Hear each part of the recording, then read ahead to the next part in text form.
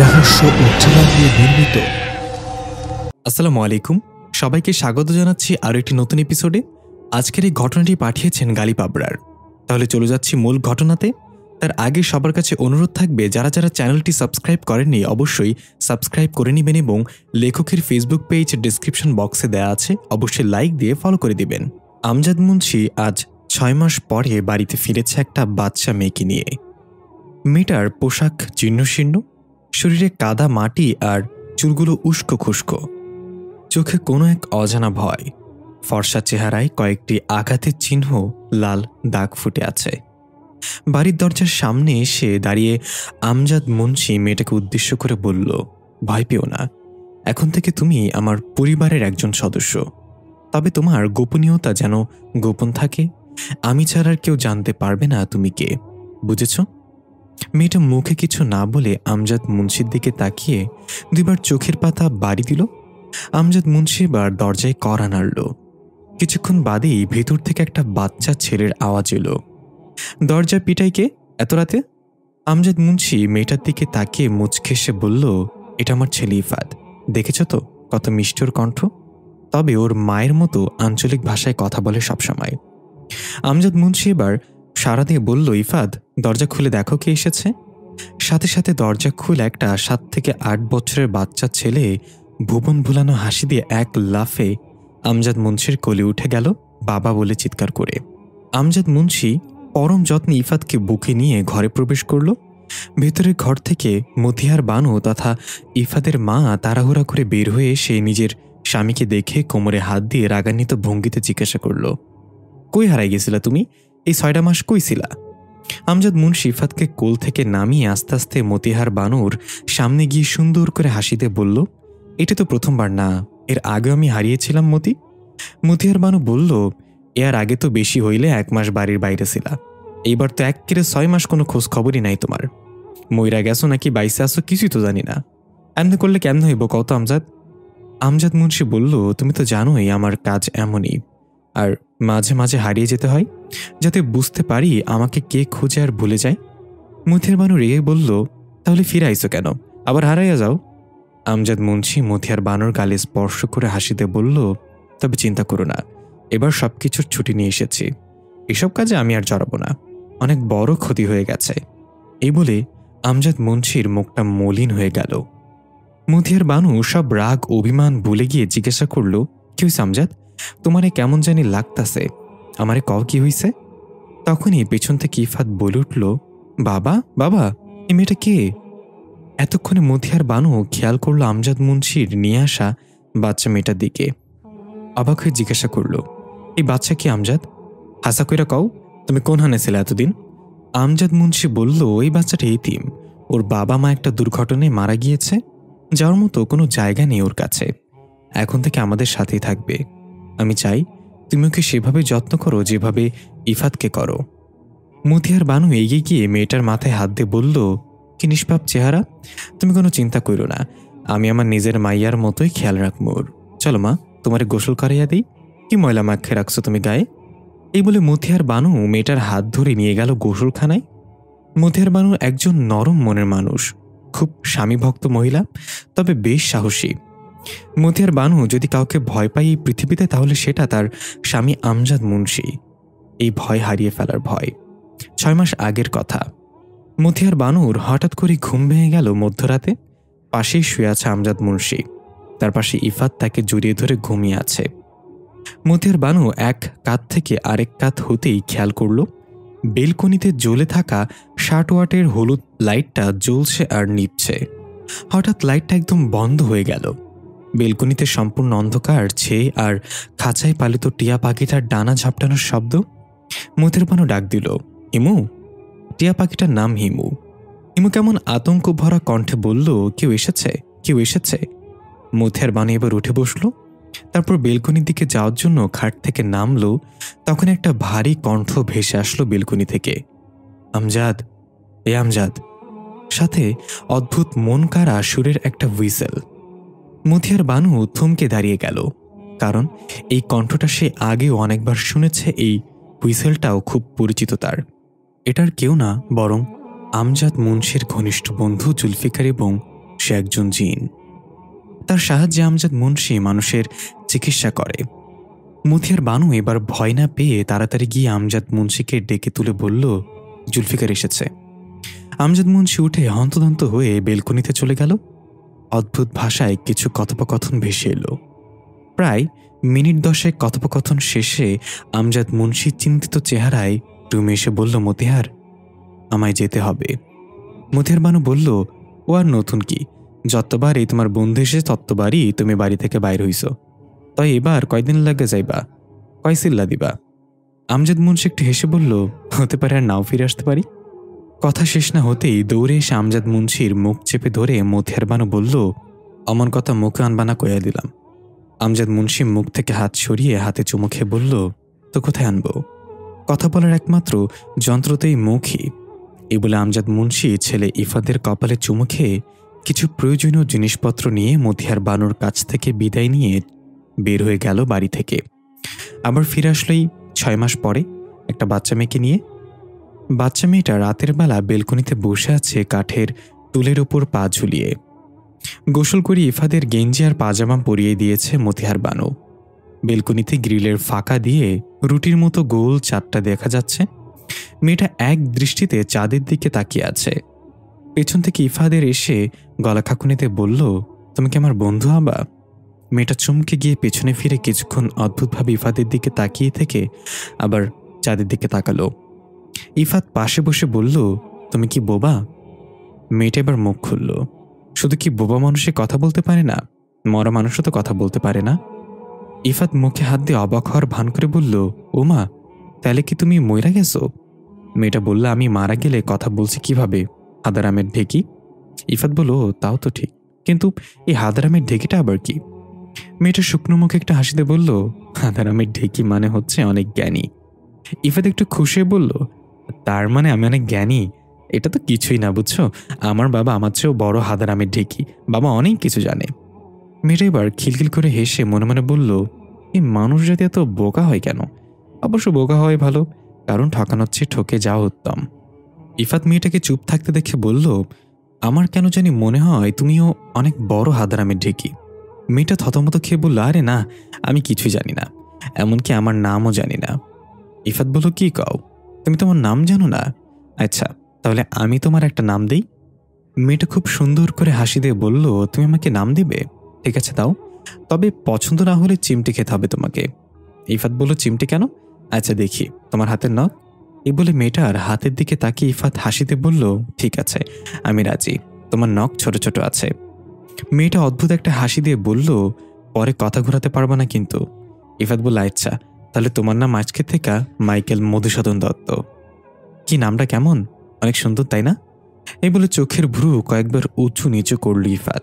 মেয়েটা কটমট করে তাকিয়ে জোরপূর্বক মুখে হাসিনে বলল, হ্যাঁ, অনেক সুন্দর, এত সুন্দর যে এখন আমার মেয়ে হওয়া নিয়ে এই সন্দেহ হচ্ছে।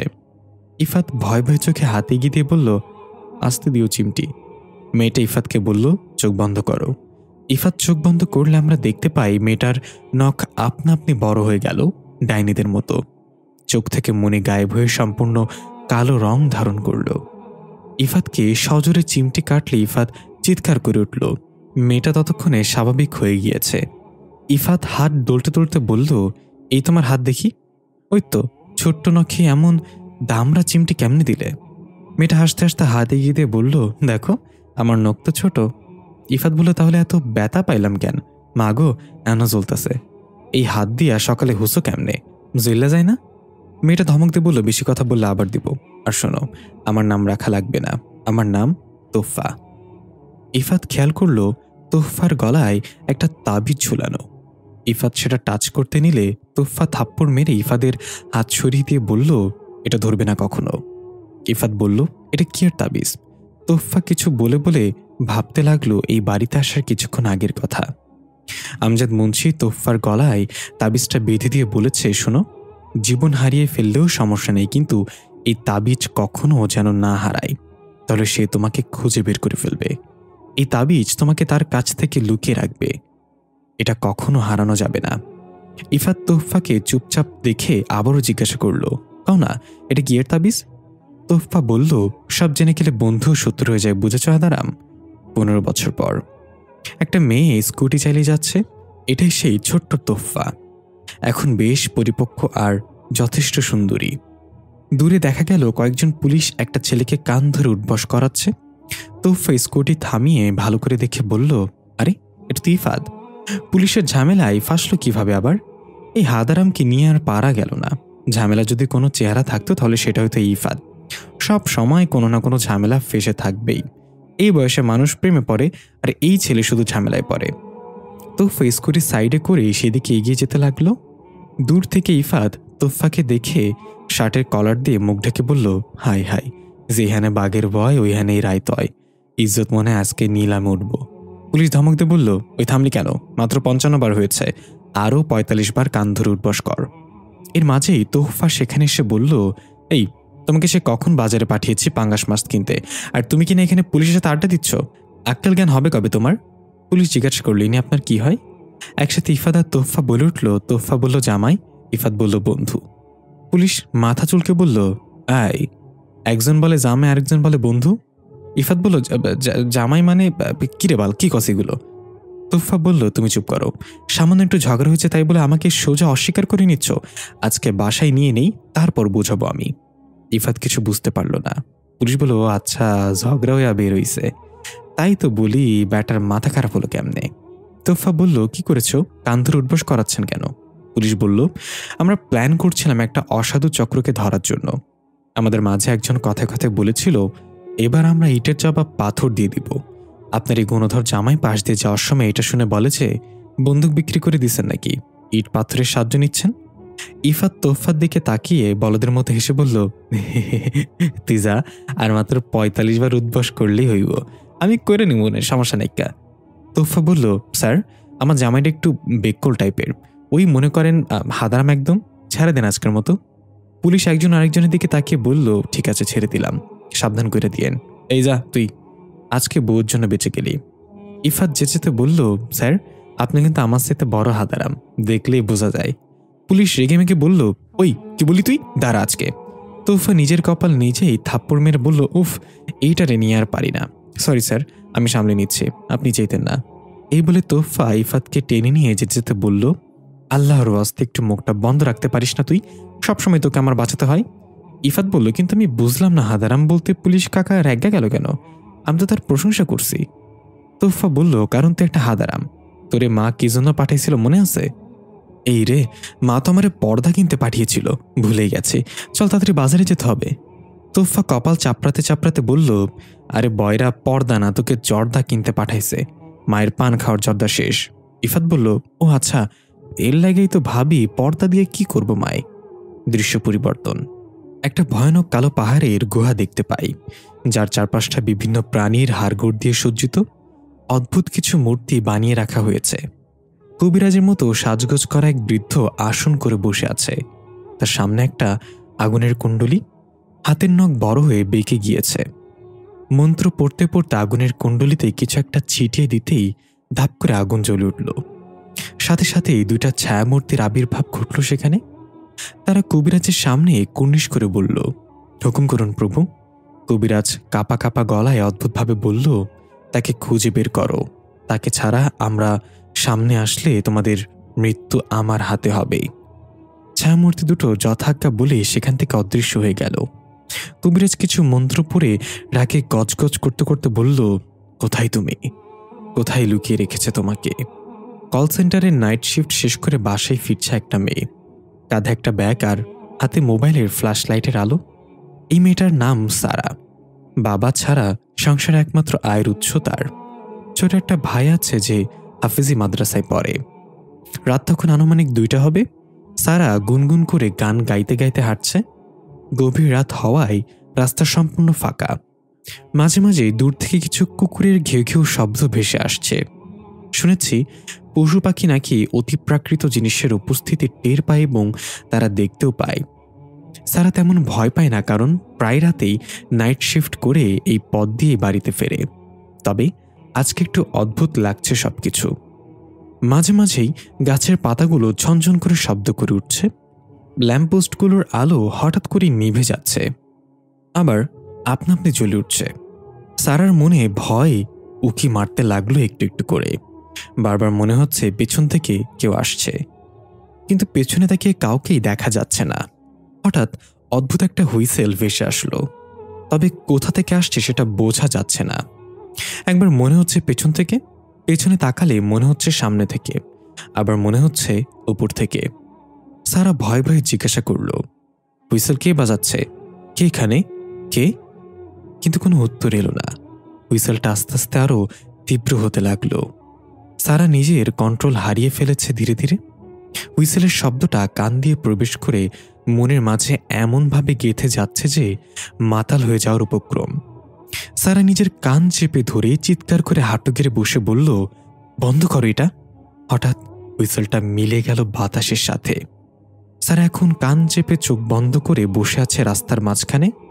হঠাৎ সারার ফোনটা বেজে উঠল শব্দ করে, তারপর অনেক জোরে। চমকে গিয়ে সারার হাত থেকে ফোনটা পড়ে গেল নিচে। কাঁপা কাঁপা হাতে তাড়াতাড়ি ফোনটা তুলে স্ক্রিনে তাকিয়ে দেখল মা কল দিয়েছে।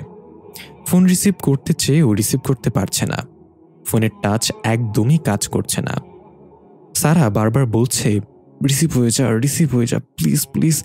অবশেষে রিসিভ হলে সারা তাড়াতাড়ি ফোন কানে দিয়ে কান্না করে বলল, আম্মু, আমি অনেক বিপদে পড়েছি। ওপাশ থেকে আম্মু অস্থির হয়ে বলল, কি হয়েছে সারা? তোর কণ্ঠ এমন শোনাচ্ছে কেন? কোথায় আছিস তুই? সারা কিছু বলতে যাবে তার আগে আম্মুর কণ্ঠ ভেদ করে হুইসেলটা আবার কানে ভেসে এলো। এবার সেটা মোবাইলের ভেতর। সারা ডাকছে বারবার, আম্মু, আম্মু, কথা বলো। ওপাশ থেকে হুইসেলের শব্দ ছাড়া আর কিছু শোনা যাচ্ছে না। সারা সহ্য করতে না পেরে ছুঁড়ে ফেলে দিল মোবাইলটা। হঠাৎ অনুভব করল পেছন থেকে কেউ দাঁড়িয়ে আছে। সারা ভয় ভয়ে চোখ ঘাড় ঘুরিয়ে পেছনে তাকিয়ে দেখল অদ্ভুত দেখতে লম্বা নাক বিশিষ্ট একজন মানুষের মতো কিছু একটা দাঁড়িয়ে আছে। মুখে বিদঘুট একটা হাসি। সারা যেন এবার চিৎকার করার ক্ষমতাও হারিয়ে ফেলল। উঠে দাঁড়িয়ে দৌড় দিবে সেই শক্তিটাও নেই তার। অদ্ভুত জিনিসটা ভারী গলায় বলল, আমার একটা জীবিত শরীর লাগবে। সারা কিছু বলতে পারল না। মুখ দিয়ে দোয়া-দরুদ উচ্চারণ করার ব্যর্থ চেষ্টাও করল। অদ্ভুত জিনিসটা বলল, তোমাকে আমার জীবিত লাগবে, না হলে এতক্ষণে তোমাকে মেরে ফেলতাম। সারা কান্না করে দিয়ে বলল, কে আপনি? অদ্ভুত জিনিসটা বলল, আমি আল হিলান, জিন গোষ্ঠীর একজন জিন। পৃথিবীতে এসেছে একজনকে খুঁজতে, তবে পৃথিবীর আবহাওয়া আমি মানিয়ে নিতে পারছি না। কোনো মানুষের শরীরে আমার প্রবেশ করতে হবে। সারা কাঁপা কাঁপা গলায় বলল, কিন্তু আমি কেন? আর আমি তো অনেক শুকনো, আমি নিজেই পুষ্টিহীনতায় ভুগছি। আপনি আমার শরীরে প্রবেশ করলে আপনিও দুর্বল হয়ে যাবেন। প্লিজ আমাকে যেতে দিন। অদ্ভুত জিনিসটা কর্কশ গলায় বলল, আমি তো শরীরে প্রবেশ করলে আমার সব শক্তি তোর হবে, তুই সাধারণ থেকে অসাধারণ হয়ে যাবি। সারা এবার নিজেকে একটু স্বাভাবিক করে বলল, আপনি তো চাইলে এমনিতেই আমার মাঝে প্রবেশ করতে পারেন, তাহলে সব ভয়টই দেখে আমার সামনে এসে কিসের অপেক্ষা করছেন? সে বলল, এটাই তো সমস্যা। আমরা এমন এক প্রজাতির জিন যারা বিনা অনুমতিতে মানুষের শরীরে প্রবেশ করলে তারা মারা যাবে। আমাদের আগুন মানুষের শরীর সহ্য করতে পারে না। তবে যদি সে অনুমতি দেয় তাহলে আমরা অনায়াসে তাকে জীবিত রেখে তার মাঝে প্রবেশ করতে পারি। সারা এবার একটু ভেবে বলল, তাহলে তো আমি অনুমতি দিব না আপনাকে আমার শরীর ব্যবহার করার জন্য। সে অদ্ভুত একটা হাসি দিয়ে বলল, তাহলে মর, আমার শরীরের অভাব হবে না। তোকে সামনে পেয়েছিলাম আর ভেবেছিলাম তুই আমাকে অনুমতি দিবি। এই বলে সে ধারালো বড় বড় নখওয়ালা হাতটা এগিয়ে দিয়ে সারার গলা চেপে ধরল। সারা ছটফট করতে লাগলো আর মুখ দিয়ে গঙ্গানির মতো শব্দ করতে লাগলো। হঠাৎ একটা আলো এসে পড়ল সারার চোখে। মনে হচ্ছে কেউ মোটরসাইকেল চালিয়ে আসছে। আলোটা পড়তেই অদ্ভুত জিনিসটা সারার গলা ছেড়ে দিয়ে অদৃশ্য হয়ে গেল। সারা নিচে পড়ে গেল। গলায় হাত বোলাতে বোলাতে শ্বাস নিতে লাগলো। দেখা গেল এটা আর কেউ না, স্কুটি চালিয়ে আসছে তোফা। তোফা দূর থেকে দেখতে পেল একটা মেয়ে রাস্তার মাঝে পড়ে আছে। মনে মনে বলল, এত রাতে একটা মেয়ে রাস্তায় পড়ে আছে, নড়চড় করছে দেখা যাচ্ছে, জিনভূত হবে না তো আবার? ধুর, আমি ভয় পাচ্ছি কেন? আমি নিজেই তো ওদের বাপ। সরি মা। এগুলো ভাবতে ভাবতে তোফা মেয়েটার কাছে গিয়ে স্কুটি থামিয়ে জিজ্ঞাসা করলো, এই মেয়ে, কে তুমি? নাম কি তোমার? সারা কোনোরকম উঠে বলল, তোমাকে কেন বলবো আমার নাম? তোফা স্কুটি থেকে নেমে হনহন করে হেঁটে গিয়ে সারার দিকে চোখ রাঙিয়ে বলল, আরে খচ্চর, আমি একটা মেয়ে, তোর নাম জিজ্ঞাসা করি লাইন মারার জন্য না। এত রাতে এখন কি করছিস? রাস্তার মাঝে শুয়ে হাইগার্মি ডান্স করছিস নাকি গরিবের নোরা ফাতি? সারা রাগ হয়ে বলল, এই তুমি আমার সাথে এরকম রুড বিহেভ করতে পারো না কিন্তু। তোফা বলল, আমি আরো অনেক কিছুই করতে পারি, দেখতে চাস? এই বলে মুখ হাঁ করে মুখের ভেতর থেকে ধোয়া বের করল তোফা। সারা এটা দেখে অবাক হয়ে জিজ্ঞাসা করলো, এই তুমি এটা কিভাবে করলে? কি তুমি? তোফা সারার হাতে থাপ্পড় মেরে বলল, এদিকে আরেক হাদার আমি ঢেকি, শীতকালে সবার মুখ থেকেই তো ধোয়া বের হয়, এটা তো বাচ্চা কাচ্চারাও জানে। সারা বলল, ও তাই তো, মাথা ঠিক নেই আমার, একটু আগে যা দেখলাম তাতে আমি যে বেঁচে আছি এটাই অনেক। তোফা একটা অবাক হয়ে জিজ্ঞাসা করলো, কি দেখেছ? সারা বলল, তুমি বিশ্বাস করবা না কি হয়েছে। আমি রোজকার মতোই বাড়িতে ফিরছিলাম নাইট শিফট শেষ করে, হঠাৎ একটা দানবের মতো কিছু আমার সামনে এসে বলে যে সে নাকি আমার শরীরে প্রবেশ করতে চায়, আমার অনুমতি ছাড়া প্রবেশ করলে নাকি আমি মারা যাব, আর আমার জীবিত শরীর চাই তার। কি ভয়ানক চিন্তা করো একবার। তোফা আরো অবাক হয়ে জিজ্ঞাসা করলো, তুমি কি তার আগমনে কোনো হুইসেল শুনতে পেয়েছিলে? সারা হা করে বলল, হ্যাঁ হ্যাঁ, একটা অদ্ভুত মায়াবী সুরের হুইসেল। আমি মাতাল হয়ে যাচ্ছিলাম, তুমি কিভাবে জানো? তোফা চিন্তিত চেহারায় বলল, তুমি বুঝবে না, চলো তোমাকে বাড়ি পৌঁছে দিই, সে আবার তোমাকে অনুসরণ করতে পারে। এই বলে তোফা তাড়াতাড়ি গিয়ে স্কুটি স্টার্ট করলো। সারা তার ভাঙা ফোনটা কুড়িয়ে স্কুটির পেছনে বসে বলল, আমার নাম সারা। তোফা বলল, ঠিক আছে সারা, আমাকে ধরে বসো, নো নড়াচড়া। দৃশ্য পরিবর্তন। আমরা দেখতে পাই ইফাত বুক উঁচু করে ভৌ দৌড় দৌড়াচ্ছে রাস্তা দিয়ে। পেছনে কয়েকটা কুকুর ঘেউ ঘেউ করে ইফাতকে তাড়া করছে। ইফাত চিৎকার করে বলছে, আরে ভাই, মাত্র একটা মুরগির ছাও তো চুরি করছি, তাই বলে এমন দৌড়ানি দিবি? কুকুরগুলো ইফাদের পিছু ছাড়ছিল না। ইফাতও দৌড়াচ্ছে, কুকুরও দৌড়াচ্ছে। এক পর্যায়ে ইফাত ক্লান্ত হয়ে থেমে গিয়ে পেছনে তাকিয়ে দুই হাত উঁচু করে চিৎকার করে বলল, হার মানছি, এবার থাম তোরা, বসে কথা বলি চল। কুকুরগুলো থেমে গেল। ইফাত গেঞ্জির ভেতর থেকে দুইটা মুরগির বাচ্চা বের করে সেখানে আসন করে বসে পড়ল। কুকুরগুলো বসে পড়ল। এরপর ইফাত একটা কুকুরকে উদ্দেশ্য করে বলল, তুই তো বুজুর কুত্তা, জানোস যে আমি এই এলাকারই পোলা, কতবার আমাকে দেখা হইছে, তোর স্যালাপেলারা যখন আমারে দৌড়ানি দিল তখন তুই তো আগে বুঝাইয়া বলবি তোর দূর, উল্টা তুই আমারে দৌড়ানি দিছস এইসব চ্যাংরা পাংরা নিয়ে। কুকুরটা ভাও করে কিছু বলল। ইফাত মুরগির বাচ্চা দুটোকে কুকুরের দিকে এগিয়ে দিয়ে বলল, নে চাচা নে, মনে হইতাছে তোর বাচ্চা চুরি করছি। হন, ওই যে আমার লগে একটা মাইয়ারে দেখোস, ওর নাম তোফা, ওর নামের মতো ওইও খুব মিষ্টি। একটা স্যাংরা।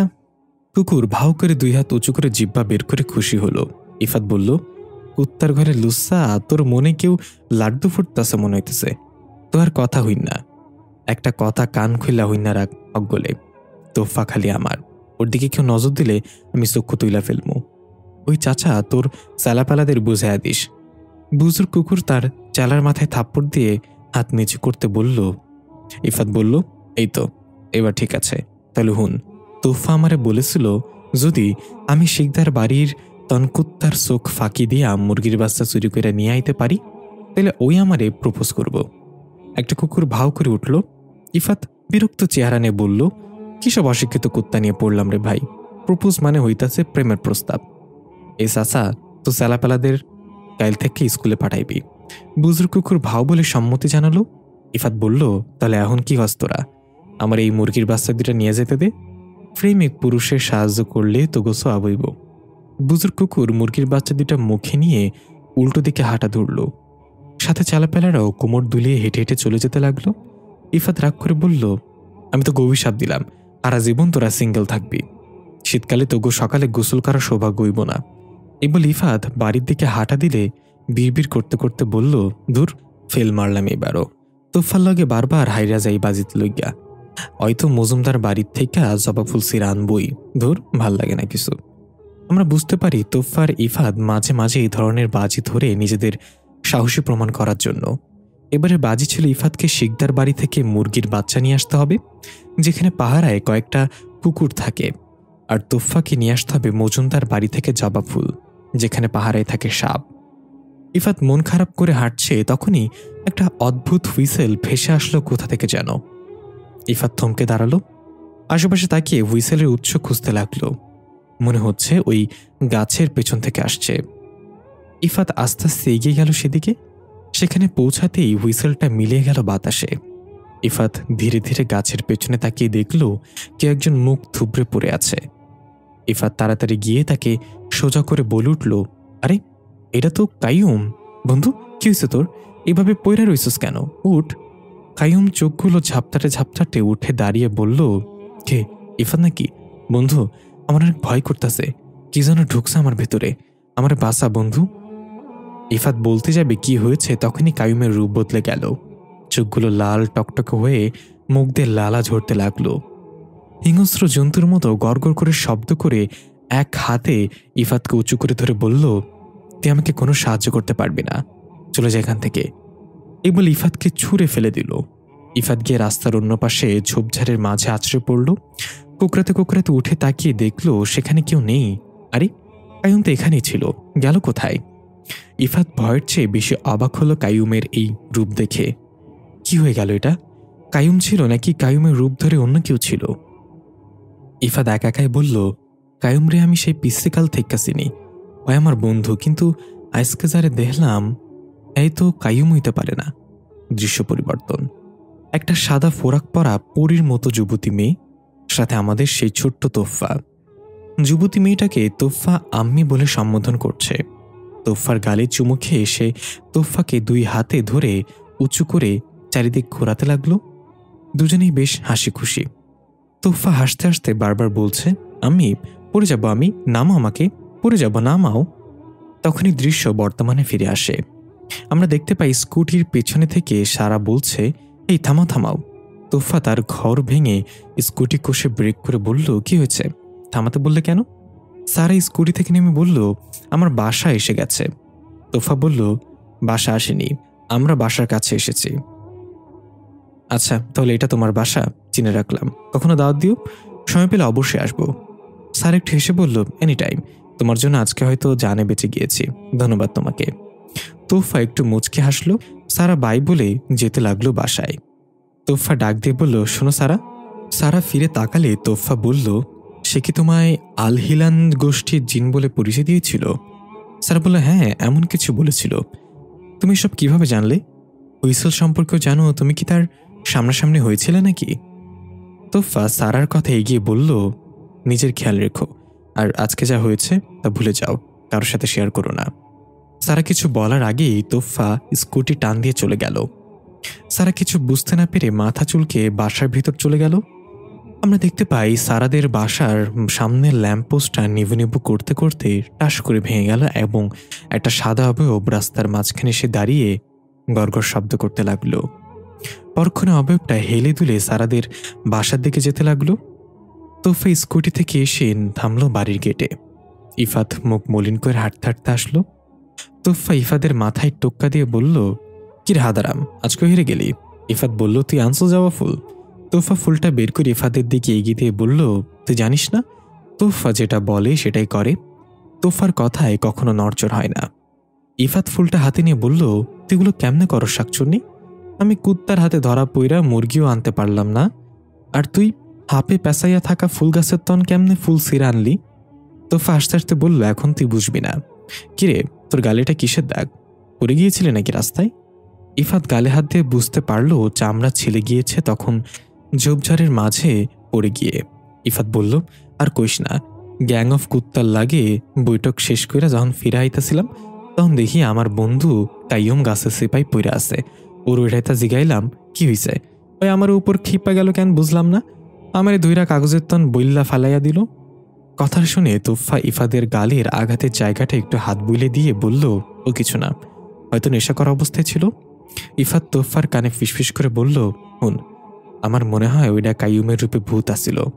তুই আমারে সারা রাইতে বাইরে যাবি না আর কখনো, আমি তোর রক্ষা করবো সবকিছু থেকে। তোফা একটু অবাক হওয়ার ভান করে বলল, কস কি হাদারাম, তাইলে আমাগো এলাকায় জিনভূতের আবির্ভাব ঘটছে? ইফাত কনফিডেন্সের সাথে বলল, তাহলে আর কি কইতেছি তোরে? আমি নাহলে এসবে ডরাই না, তুই তো মাইয়া মানুষ, আমি তো বুঝি তুই ডরাস, এই যে এখনো ডরে কাঁপতাছুস। তোফা ইফাতকে ধাক্কা মেরে বলল, সর দূরে যা, আমি শীতে কাঁপছি, ডরে না। আর মনে কর আজকে তোকে যদি সে মেরে ফেলতো তাহলে কি হতো? আমি তো বিধবা হয়ে যেতাম। ইফাত ভয় পেয়ে বলল, ধুর, কিসব অলক্ষণে কথা কস তুই, এত তাড়াতাড়ি আমি মরুম কেন? হুন, আমার মরতে দেরি আছে। তোফা আস্তে আস্তে বলল, মৃত্যুর কথা শুনলে তুই এত ভয় পাস কেন হাদারাম? ইফাত তোফার একদম কাছে এসে গালে লেপ্টে থাকা চুলগুলো কানের পেছনে নিয়ে মুচকে এসে বলল, আমি নিজের হারাইয়া ফেলার জন্য ডরাই না, মরে গেলে যে তোরে হারাইয়া ফেলবো সেজন্য ডরাই। কেন, তুই ডরাস না মরণ রে? তোফা বলল, আমি মৃত্যুকে ভয় পাই না, বেঁচে থাকতে ভয় পাই। মানুষ শুধু শুধুই মৃত্যুকে ভয় পায়, অথচ কষ্ট তো দেয় জীবন।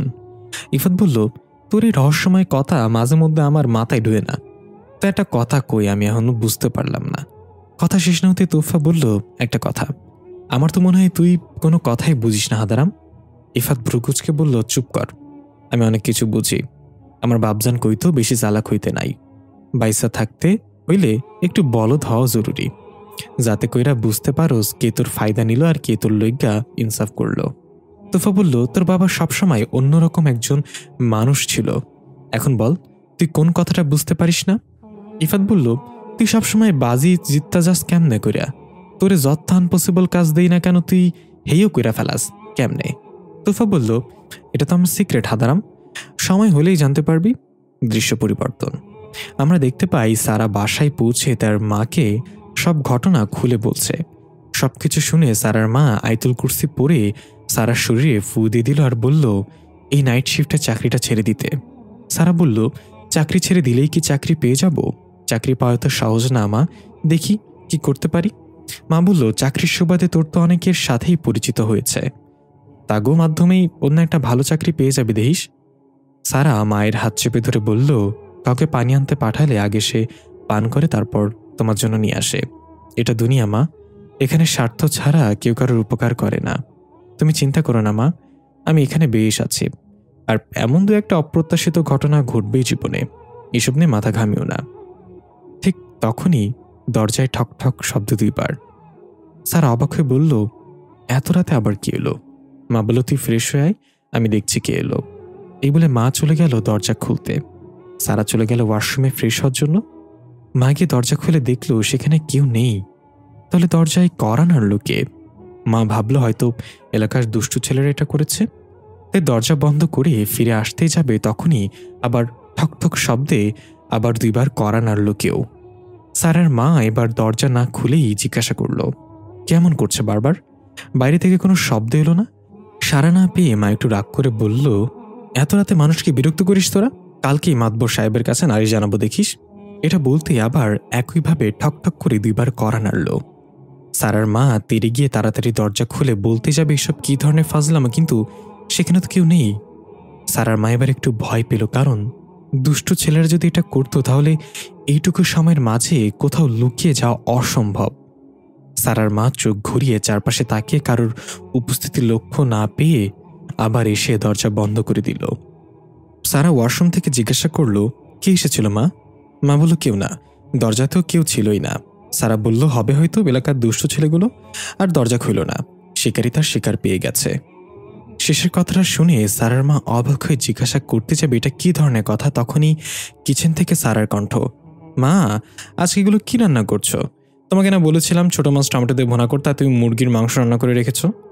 সারার মা চমকে গিয়ে তাড়াতাড়ি হেঁটে কিচেনে গিয়ে দেখল সারা কোমরে হাত দিয়ে বিরক্তি নিয়ে দাঁড়িয়ে আছে, রান্না মন মতো হয়নি বলে। সারার মা কাপা কাপা গলায় বলল, সারা তুই এখানে কখন এলি? সারা বলল, কখন আবার? ফ্রেশ হয়ে আমি সোজা কিচেনে চলে এসেছি। তুমি জানো না আমি মাংস পছন্দ করি না, তবুও কেন এসব রান্না করে রেখেছ? আর কে এসেছিল তখন দরজায় কড়া নাড়ল? সারার মা ভয় পেয়ে ওয়াশরুমের দিকে তাকিয়ে বলল, তুই এখানে থাকলে তাহলে ওয়াশরুমে কে? সারা বলল, মানে ওয়াশরুমে আবার কে থাকবে? মাথা ঠিক আছে তোমার? তখনই ওয়াশরুমের পানির কলটা চালু হয়ে ফুসফুস করে পানি পড়ার আওয়াজ এলো। এবার সারা আর মা দুজনেই বেশ ভয় পেল। সারা বলল, কি হচ্ছে মা এগুলো? মা ভয় ভয়ে বলল, আল্লাহ জানে কোন বিপদ সাথে করে নিয়ে এসেছিস তুই। সারা বলল, চলো কি দেখি। সারা এবং সারার মা এক পা দুই পা করে এগিয়ে যেতে লাগলো ওয়াশরুমের দিকে। মা দোয়াদরুদ পড়ছে বিড়বিড় করে। ওয়াশরুমের দরজার সামনে যেতেই পানির কল বন্ধ হয়ে গেল। এবার অন্যরকম একটা শব্দ আসতে লাগলো, যেমন কেউ সাবান দিয়ে শরীর মুড়িয়ে গোসল করছে। সারা তার মায়ের দিকে তাকিয়ে বলল, মা তুমি দরজা ধাক্কা দাও। সারার মা কাপা কাপা হাতে দরজা ধাক্কা দিলে আস্তে করে। দুজনে উঁকি মেরে তাকিয়ে দেখলো ওয়াশরুম তো সম্পূর্ণ ফাঁকা, কেউ নেই সেখানে। পানির ট্যাপ থেকে এখনো ফোঁটায় ফোঁটায় পানি পড়ছে। তখনই আবার দরজায় নক, ঠক ঠক শব্দে। দুজনেই চমকে গেল। সারার মা এগিয়ে গেল দরজা খুলতে। সারা তখনও ওয়াশরুমের দরজার সামনে দাঁড়িয়ে আছে। সারার মা বলতে লাগলো, কিছু একটা তো হচ্ছে। সারা, তুই নিজের ঘরে যা, আমি দেখছি। হঠাৎ সারা সেই হুইসেলটা শুনতে পেল। এবার সেটা একদম মৃদু আওয়াজে, মনে হচ্ছে ওয়াশরুমের বেসিনের মধ্যে থেকে আসছে। কিছু বুঝে ওঠার আগেই একটা সাদা ধোঁয়া এসে সারার শরীরের সাথে মিশে গেল। হুইসেলটাও বন্ধ হয়ে গেল। সারার পুরো শরীরে বৈদ্যুতিক ঝটকার মতো লাগলো। কেঁপে উঠল পুরো শরীর। চোখ বন্ধ করে রোবটের মতো বিনা নড়াচড়ায় একটা জায়গায় দাঁড়িয়ে রইল। হাতের মুষ্টি চেপে ধরল শক্ত করে। তখনই সারার মা গিয়ে আস্তে আস্তে দরজাটা খুলে ভয় কাটিয়ে হাসি মুখে বলল, জাকারিয়া, তুই এসেছিস? সারার ভাইয়ের নাম জাকারিয়া, যে হাফেজি মাদ্রাসায় পড়ে। জাকারিয়া সুন্দর করে সালাম দিয়ে ঘরে ঢুকে বলল, মাদ্রাসায় জায়গা জমি নিয়ে কিছু পুলিশ ঝামেলা হয়েছে মা, তাই অনির্দিষ্টকালের জন্য মাদ্রাসা বন্ধ। সব ঠিকঠাক হলে আবার যেতে বলেছে বড় হুজুর। আপু কোথায়? কাজ থেকে ফিরেনি এখনো? সারার মা ওয়াশরুমের দিকে ইশারা করে বলল, ওই তো তোর আপু। বাকি কিছুই বলল না জাকারিয়াকে। জাকারিয়া দেখল সারা নড়ছড়বিহীন চোখ বন্ধ করে হাতের মুষ্টি চেপে একভাবে দাঁড়িয়ে আছে। জাকারিয়া বলল, কি ব্যাপার মা, আপু এভাবে দাঁড়িয়ে আছে কেন? আগে তুমি বাসায় এলে দৌড়ে এসে আমাকে জড়িয়ে ধরতো, আজকে কি হলো? এই বলে জাকারিয়া এগিয়ে গেল সারার দিকে। এ আপু, আপু, দাঁড়িয়ে দাঁড়িয়ে ঘুমাচ্ছিস কেন? ঘোড়ার আত্মা ভর করেছে নাকি তোর উপরে? কিন্তু সারা কোনো রেসপন্স করল না, একইভাবে দাঁড়িয়ে রইল। জাকারিয়া গিয়ে সারার হাত ধরে ঝাড়া দিতেই চমকে গিয়ে থতমত খেয়ে সারা যেন নিজের হুঁশে ফিরল। কিরে জাকারিয়া, তুই কখন এলি? জাকারিয়া একটু অবাক হয়ে বলল, সে কখন থেকে তোকে ডাকছি আমি, একটু শুনতে পাসনি? কোন জগতে ছিল এতক্ষণ? সারা কিছু বলল না। জাকারিয়ার কথা এড়িয়ে গিয়ে বলল, যা ভাই, ফ্রেশ হয়ে আয়, তারপর একসাথে খাওয়া দাওয়া করবো। জাকারিয়া সারার হাত ধরে টেনে সোফায় গিয়ে বসে বলল, ফ্রেশ হবো মানে? আগে শোন আমি কি করেছি। সূরা ইয়াসিন পর্যন্ত হিফজ করা শেষ আমার। আচ্ছা, থেকে সূরা ইয়াসিন তেলাওয়াত করে শোনাই। সারা বারবার নিষেধ করা সত্ত্বেও জাকারিয়া সূরা ইয়াসিন তেলাওয়াত করতে শুরু করলো। দেখা গেল সারার মাঝে কেমন এক অস্বস্তি কাজ করছে। সারা হাত চুলকাচ্ছে, মাথা চুলকাচ্ছে, আর আবার তেলাওয়াত বন্ধ করতে বলছে জাকারিয়াকে। দেখা গেল সারার হাতের চামড়ার ভিতর দিয়ে একটা পোকার মতো কিছু ছোটাছুটি করছে। চামড়ার উপর দিয়ে স্পষ্ট বোঝা যাচ্ছে সেটা। কিন্তু জাকারিয়া নাছোড়বান্দা, বোনকে তার মুখস্থ করা সূরা ইয়াসিন শুনিয়েই ক্ষান্ত হবে। এক পর্যায়ে সারা নিজের মাথার চুল ধরে জোরে চিৎকার করে বলল, বন্ধ কর এটা, আর একটা শব্দ উচ্চারণ করবি না মুখ দিয়ে। এবারে তাড়াতাড়ি হনহন করে হেঁটে নিজের রুমে চলে গেল। জাকারিয়া অবাক হয়ে মায়ের দিকে তাকিয়ে বলল, আপু এমন করলো কেন মা? প্রতিবার তো আমি আসলেই প্রথমে আমার মুখ থেকে কোরআন তেলাওয়াত শুনে তারপর আমাকে ফ্রেশ হতে পাঠাতো, তাহলে এবার কি হলো? মা বলল, জানি না বাপ, তুই যা, ফ্রেশ হয়ে আয়, টেবিলে খাবার দিচ্ছি, দেরি করিস না। জাকারিয়া অবাক চেহারা নিয়ে ফ্রেশ হতে চলে গেল। কিছুক্ষণ পর দেখা গেল খাবার টেবিলে বসে আছে সারা আর জাকারিয়া। সারার মা কিচেন থেকে খাবারের বাটিগুলো এনে নিজেও বসলো খাওয়ার জন্য। জাকারিয়া আর চোখে সারার দিকে তাকাচ্ছে। সারা এক নজরে মাংসের বাটির দিকে তাকিয়ে আছে, এ যেন এক অদ্ভুত চাহনি। কিন্তু সারা তো মাংস পছন্দ করে না, তাই সারার জন্য আলাদাভাবে ডিম ভাজি করা হয়েছে। তাহলে মাংসের এই লোভনীয় দৃষ্টি দ্বারা কি বোঝাচ্ছে সে? জাকারিয়া আর মা দুজনেই প্লেটে ভাত নিল প্রথমে, কিন্তু সারা প্রথমেই মাংসের বাটিটা নিয়ে প্লেট সরিয়ে বাটি থেকে অদ্ভুতভাবে মাংস খেতে লাগল। মনে হচ্ছে যেন কয়েক মাসের ক্ষুধার্ত। সারার মা আর জাকারিয়া একে অপরের দিকে তাকিয়ে অবাক হয়ে গেল, কারণ সারা মাংস খায় না। সারার মা ধমক দিয়ে বলল, সারা কি হচ্ছে এটা, এমনভাবে কেন খাচ্ছিস? সারা মাংসের ঝোল মাখা মুখে বিদঘুটে একটা হাসি দিয়ে বলল, খাবি তোরা? তাহলে নে। এই বলে হাত দিয়ে মাংসের কয়েকটা টুকরো নিয়ে মায়ের প্লেটে দিল এবং জাকারিয়ার প্লেট দিয়ে বলল, নে, বেশি করে খা, তবু ওই শব্দগুলোর উচ্চারণ করিস না। নে, আর একটু নে, তবে হাড্ডিগুলো না ফেলে আমাকে দিস, হাড্ডি আমার খুব পছন্দের। এ বলে খিলখিল করে হাসতে লাগলো। জাকারিয়া ভয় পেয়ে বলল, মা, আপুর অবস্থা তো ভালো ঠেকছে না, নিশ্চয়ই কিছু হয়েছে, তুমি কিছু জানলে আমাকে বলো। সারার মা আস্তে করে বলল, আজকে বাসায় ফেরার সময় কিছু অস্বাভাবিক জিনিসের মুখোমুখি হয়েছিল তো বোন, সেটার প্রভাব এখনো কাটেনি হয়তো। জাকারিয়া বলল, আমি বুঝতে পেরেছি মা, এখনই বড় হুজুরকে কল করে জানাচ্ছি, দাঁড়াও। এই বলে জাকারিয়া খাবার টেবিল থেকে উঠে গেল বড় হুজুরকে কল করার জন্য। হঠাৎ সারা ভারী গলায় বলে উঠল, জাকারিয়া, কোথায় যাচ্ছিস? তোর বড় হুজুরকে জানাতে, তাই না? সে আমার কিচ্ছু করতে পারবে না। শুধু শুধু এসব করে তোর বোনকে কষ্ট দিস না। আমার কাজ শেষ হলে আমি এমনিই চলে যাব। এই বলে ভয়ানক একটা হাসি দিল। সারার মা পরিস্থিতি ভয়াবহ দেখে সাথে সাথে আয়াতুল কুরসি পড়া শুরু করলো। তখনই সারার পুরো শরীর জোরে ঝাঁকি মেরে উঠল। সারা সম্পূর্ণ স্বাভাবিক হয়ে অবাক চোখে তাকিয়ে জিজ্ঞাসা করল, জাকারিয়া, তুই কখন এলি? আরে, আমি সব কি খেয়েছি মা? তুমি আমাকে মাংস খাইয়েছ? দৃশ্য পরিবর্তন।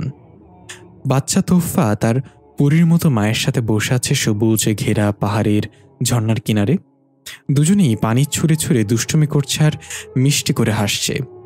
তোফা জিজ্ঞাসা করল, আচ্ছা আম্মি, পাপা এতদিন পরপর কেন আসে? বাবা কোথায় থাকে? আমি একটু মন খারাপ করে বলল, তোমার পাপার একজন মানুষ বন্ধু আছে, তার সাথে মিলে পৃথিবীতে মানুষের উপকার করে বেড়ায়, মানুষকে খারাপ শক্তি থেকে মুক্ত করে। বাচ্চা তোফা একটু ভেবে বলল, পাপা এগুলো কেন করে? আমি তো জানি মানুষ অনেক খারাপ হয়, তাহলে মানুষের উপকার কেন করে পাপা? আম্মি তোফাকে কোলে নিয়ে বলল, না তোফা, ভালো খারাপ সব সৃষ্টির মাঝেই থাকে, তবে হ্যাঁ, মানুষ সবার আগে নিজের স্বার্থ দেখে। তোমার পাপাকে এই কথা বলেছিলাম আমি, কিন্তু সে তার বন্ধুকে ছাড়া থাকতে পারবে না। না জানি তার এই বিশ্বাসের জন্য একদিন তাকে হারিয়ে ফেলি আমরা। দৃশ্য বর্তমানে ফিরে এলো। তোফা ছাদের রেলিংয়ের ওপর বসে বসে ভাবছিল এসব কথা। তোফা একা একাই বলল, আর অবশেষে আমার আম্মির কথাই সত্য হলো। আমি আমার পাপাকে হারিয়ে ফেললাম, আরও হারিয়ে ফেললাম আমার রাজ্য, আমার ঘর। এটাও জানি না আমি এখন কোথায় আছে, কেমন আছে। তোফা নিজের চোখের কোণে জমা পানি মুছে গলায় তাবিজটা ধরে বলল, এই তাবিজ যতদিন আমার গলায় থাকবে ততদিন তারা আমাকে খুঁজে পাবে না, এমনকি আমার সামনে দিয়ে গেলেও তারা আমার পরিচয় বুঝতে পারবে না। তবে তারা পৃথিবীতে আগমন করেছে ইতিমধ্যে, শরীর খুঁজছে নিজেদের আবৃত করার জন্য, হয়তো পেয়েও গিয়েছে। ইফাতের বন্ধু কাইয়ুম হয়তো তাদের মাঝে কারোর শিকার। আমি প্রস্তুত আছি এখনো, আমিও চাই তারা আমাকে খুঁজে বের করুক। তখনই পেছন থেকে ইফাত বলে উঠল, কে খুঁজে বাইর করবো তোরে? তোফা থতমত খেয়ে পেছনে তাকিয়ে ধমক দিয়ে বলল, ওই হাদারাম, তোকে কতবার বলেছি এভাবে ঠাস করে পেছন থেকে এসে ডাক দিবি না, মনে থাকে না কেন তোর? ইফাত তোফার পাশে বসতে বসতে বলল, আমার মনে তো তুই ছাড়া আর কেউ নাই, অন্য কিছুই আমার মনে থাকে না। তোফা বলল, তোর ফ্ল্যাটিং স্কেল তো বাজে কেন? এসব ফ্ল্যাটিংয়ের মুরগিও পড়বে না মনে কর। তুই মুরগির রান দিয়ে বিরিয়ানি খাচ্ছিস, ওই রান আরেক রানকে এগিয়ে দিয়ে বলবে, ভাই তুই আগে যা, আমার পায়ে অনেক ব্যথা হচ্ছে, এটারে দেখে দেখ কেমন ভুক্কারের মতো খাচ্ছে। ইফাত বলল, চুপ কর, খালি ফাও কথা তোর। এখন বল, এত রাইতে সাদে বসে একা একা কি বিড়বিড় করতেছিলি তুই? তুই কি কোনো বিষয় নিয়ে টেনশন আসছিস নাকি? তোফা একটা দীর্ঘশ্বাস ছেড়ে বলল, আচ্ছা হাদারাম, কখনো যদি জানতে পারোস আমি মানুষ না, তাহলে কি করবি তুই? কয়েক বছর আগের দৃশ্য। আমজাদ মুন্সি বরাবরের মতোই এক জিনে আছড়ে করা রোগীর চিকিৎসা করছে। একটা 15 বছরের মেয়েকে খুব খারাপ এক জিন বশ করে রেখেছে। মেয়েটার নাম রূপাঞ্জল। মেয়েটার মা বাবা আদর করে রূপ বলে ডাকে তাকে। রূপের বাবা মায়ের কথা অনুযায়ী রূপের বয়স যখন 8 বছর, তখন থেকেই রূপের ঘুমের মাঝে হাঁটাহাঁটি করার অভ্যাস আছে। মাঝে মাঝে দরজা খুলে বাইরে চলে যেত ঘুমিয়েই, তবে উঠান পেরোনোর আগেই হুঁশ ফিরে আসত। বাড়ির বাইরে যেত না কখনো। অনেক ডাক্তার কবিরাজ দেখিয়েও এই রোগটা ভালো করতে পারিনি। কয়েকদিন আগের কথা, রূপ সেদিন স্কুল শেষ করে বরাবরের মতো টিউশনে চলে যায়। তবে সেদিন টিউশনে স্যার আসতে দেরি করে, তাই পড়া শেষ করতে করতে বিকেল গড়িয়ে সন্ধ্যা নেমে আসে প্রায়। ছুটির পর বাসায় আসার জন্য রওনা দেয়। রূপের বান্ধবীদের বাড়ি যেতে হয় ভিন্ন পথ দিয়ে। একটা জঙ্গলের রাস্তা ধরে যেতে হয় রূপের বাড়িতে। রূপের আগে অনেকবার এই জঙ্গলের পথ ধরে রাতের বেলা বাড়িতে ফিরেছে, এই তেমন একটা মাথা ঘামালো না। বান্ধবীদের বিদায় জানিয়ে জঙ্গলের পথ ধরে হাঁটছে রূপ। ততক্ষণে মাগরিবের আজান শেষ হয়ে গিয়েছে। চারিদিকে ঝিঝি পোকার ডাক আর পাখ পাখালির টানা ঝাপটানোর শব্দ। মাঝে মাঝে হুতুম প্যাঁচা ডাকছে। আজকে কেন যেন রূপের ভয় করছে খুব। অন্যদিনের তুলনায় আজকের পরিবেশ সম্পূর্ণ আলাদা। দূরে কোথাও থেকে মন পাগল করা একটা বাঁশির সুর ভেসে আসছে। মনে হচ্ছে কেউ মুখ দিয়ে হুইসেল বাজাচ্ছে। রূপ অনুভব করলো হুইসেলের শব্দটা ধীরে ধীরে এদিকে আসছে, খুব কাছাকাছি এখন শোনা যাচ্ছে। এরকম সুর রূপ আগে কখনো শোনেনি। হঠাৎ হুইসেল বন্ধ হয়ে গেল। পেছন থেকে কেউ রূপকে ডাক দিল, এ শোনো। রূপ চমকে গিয়ে সাথে সাথে পেছনে তাকিয়ে দেখল একটা লম্বা শরীরে সাদা দাড়িওয়ালা বৃদ্ধ লোক দাঁড়িয়ে আছে।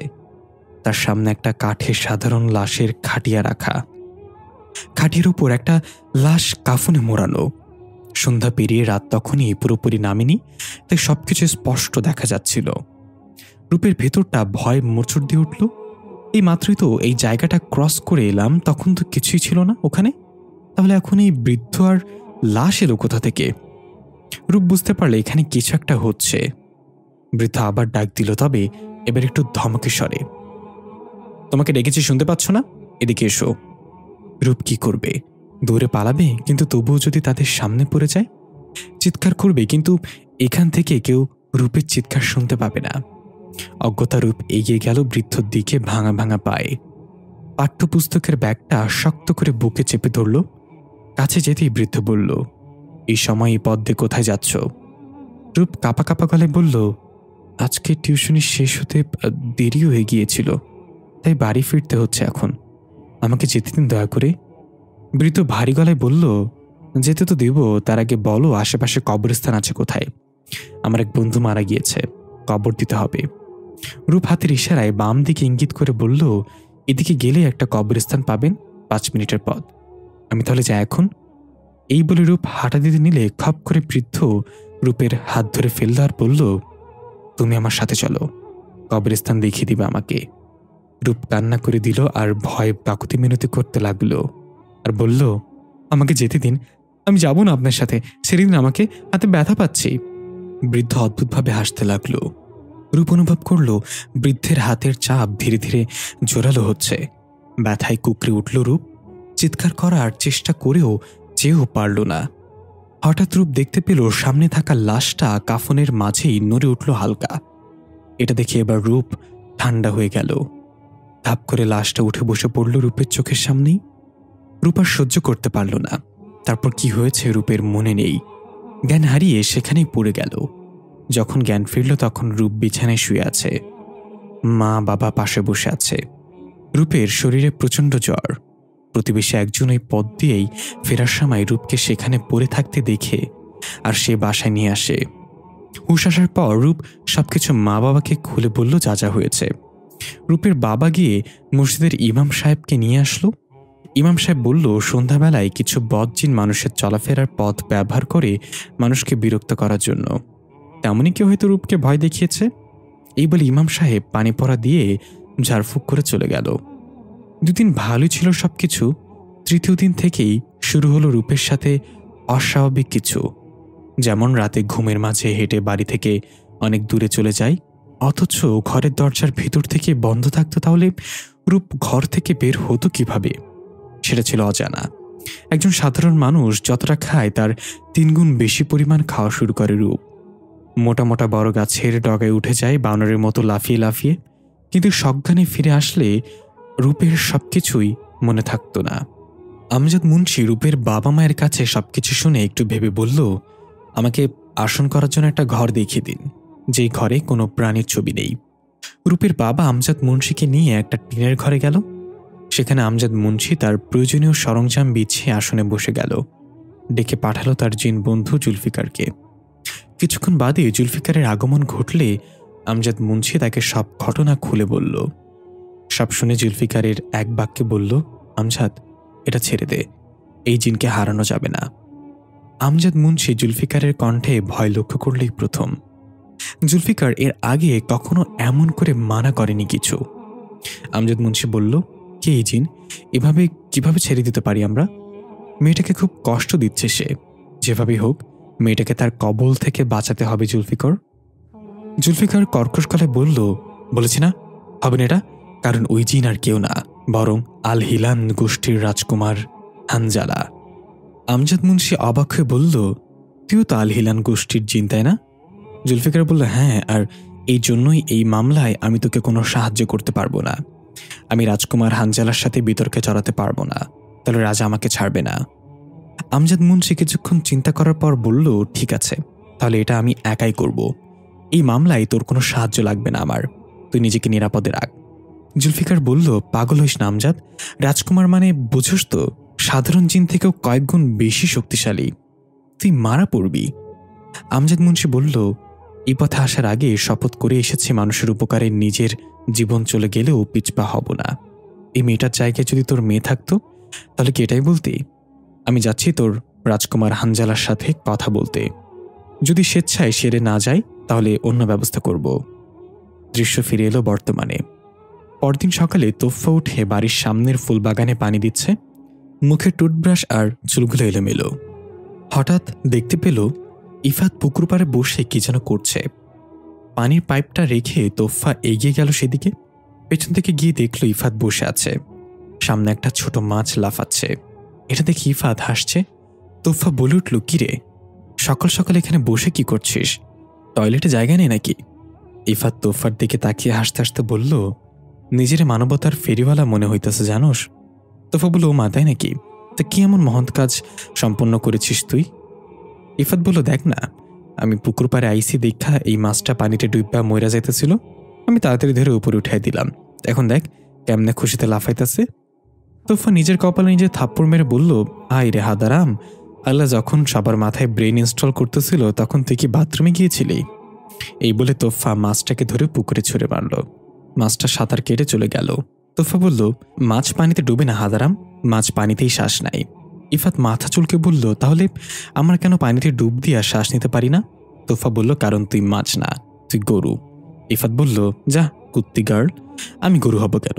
গরু তো 4টা থাকে, আমার তো 2টা। তোফা ভ্রুকুচকে বলল, কি? ইফাত বলল, ঠ্যাং। তোফা বলল, আচ্ছা, কিন্তু কুত্তি গার্লটা আবার কি? এটা কে শিখেছে তোকে? ইফাত একটু মুচকে এসে বলল, আমার এক বন্ধুর মোবাইলে দেখেছি, অয়র গার্লফ্রেন্ডের কুত্তি গাল কয়। তোফা দাঁত কটমট করে বলল, হাদারামের ঢেকিরে, ওটা কুত্তি গার্ল না, ওটা কিউট গার্ল হবে, তোর জাদুঘরেও রাখবে না কেউ। ইফাত বলল, আরে একটা কইলেই হয়। এখন একটা জরুরি কথা, আজকে আমার একটা চাকরির ইন্টারভিউ আছে, তুই যাবি আমার লগে? তোফা বলল, অবশ্যই যাব, তোর একরা ছাড়লে তো পরে চিড়াখানায় গাড়ু এসে তোকে তুলে নিয়ে যাবে। বাই দ্য ওয়ে, চাকরির ইন্টারভিউ দিতে যাবি? ইফাত বলল, বড় সড়ো কিচ্ছু না, প্রাণী সম্পদ অধিদপ্তরের জুনিয়র অ্যাসিস্ট্যান্ট পদে। তোফা একটু হেসে পিছিয়ে যেতে বলল, মানে বিড়ালের হাগু করলে বিড়ালের বদলে তুই বালুতে ঢেকে দিবে হাগু, এটাই তো চাকরি। এই বলে হাসতে হাসতে দৌড় দিল তোফা। ইফাত রেগে তোফার পিছু দৌড়াতে দৌড়াতে বলতে লাগলো, খারা তুই, হালার পর হালা, সবসময় আমার লগে প্যাচাস, একটা সিরিয়াস মোমেন্ট অফ ফাজলামো করস। বারান্দায় বসে মধিয়ার বানু পান চিবুতে চিবুতে মুচকে এসে বলল, এই 2টার বাচ্চামো কবে শেষ হইব আল্লাহ মাবুদ জানে। ইফাতের বাপ, তুমি বাইসা থাকলে দেখতা ওরা যে সারাদিন কি করে। এর থেকে আমরা বুঝতে পারি ইফাতের বাবা মানে আমজাদ মুন্সি মারা গিয়েছে। দৃশ্য পরিবর্তন। সারা সকালে ঘুম থেকে উঠল খুব স্বাভাবিকভাবেই। রাতে অস্বাভাবিক কিছুই তার মাঝে পরিলক্ষিত হচ্ছে না। রুম থেকে বাইরে এসে সারা ওয়াশরুমে যাচ্ছিল ফ্রেশ হওয়ার জন্য। সোফায় চিন্তিত চেহারায় বসেছিল সারার মা আর জাকারিয়া।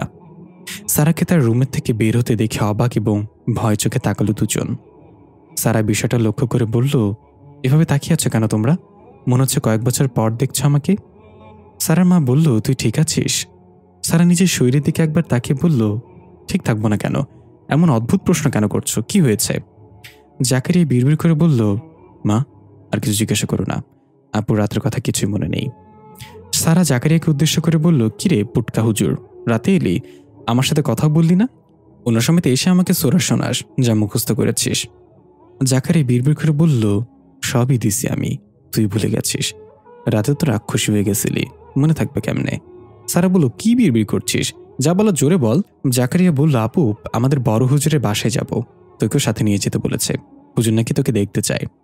স্যার একটু লজ্জা পেয়ে বলল, ধুর যা, সবসময় শুনছি বেডারা দেখতে আসে, বেডিগো, আমি বেডি হয়ে কেন দেখতে যাবো তারে? তোর হুজুরে বলিস ময় মুরব্বি নিয়ে আমারে দেখতে আসতে। জাকারিয়া হা করে তার মায়ের দিকে তাকিয়ে বলল, তোর মায়া কি বলে এগুলো? মাথা ঠিক আছে ওর? এ আপু, তোকে দেখতে চাইছে মানে এমনি দাওয়াত দিয়েছে আমাদের, কি সব বলছিস পাগলের মতো? সারা মন খারাপ করে মুখ বাঁকা করে বলল, ও এই কথা, আমি তো ভাবলাম বিয়ের জন্য দেখবে। কি আর করার, তাহলে আমি ফ্রেশ হয়ে আসি, তারপর যাওয়া যাক। এই বলে সারা চলে গেল ফ্রেশ হতে। সারার মা বলল, লজ্জা শরমের মাথা খাইছে মাইয়াটা, আমার সামনে কি সব বিয়ে শাদীর কথা বলে গেল। জাকারিয়া বলল, তুমি বেশি কথা বলল না মা, আপা এখন সংজ্ঞানে নেই, আগে হুজুরের কাছে দেখি কি বলে, তুমি চিন্তা করো না।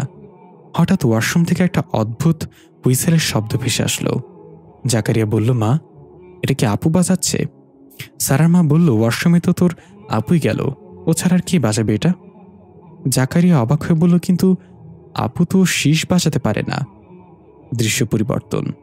তোফার স্কুটির পেছনে ইফাত বসে আছে তোফার পিঠের ওপর মাথা রেখে। তোফা নির্দিষ্ট স্থানে এসে স্কুটি থামিয়ে হেলমেট খুলতে খুলতে বলল, আপনার ঘুম হয়ে গেলে মাথা তুলে একটু দেখেন এখানে আপনার ইন্টারভিউ অফিস কিনা। ইফাত মাথা তুলে বিল্ডিংয়ের দিকে তাকিয়ে বলল, এটাই তো, দেখোস না লেখা আছে প্রাণী সম্পদ অধিদপ্তর। তোফা বলল, আমি দেখব কিভাবে, প্রাণী তো আমার পেছনে বসে আছে। ইফাত স্কুটি থেকে নেমে বলল, দেখ সবসময় ফাজলামি ভাল লাগে না তোফা, আমার টেনশন হইতেছে ইন্টারভিউ কেমন হইব সেটা নিয়ে। তোফা বলল, এত টেনশন নিস না তো বাল, তবে আমি ভাবছি এখানে যারা ইন্টারভিউ নিবে তারা কি মানুষ হবে নাকি তোর মতো গরু হবে।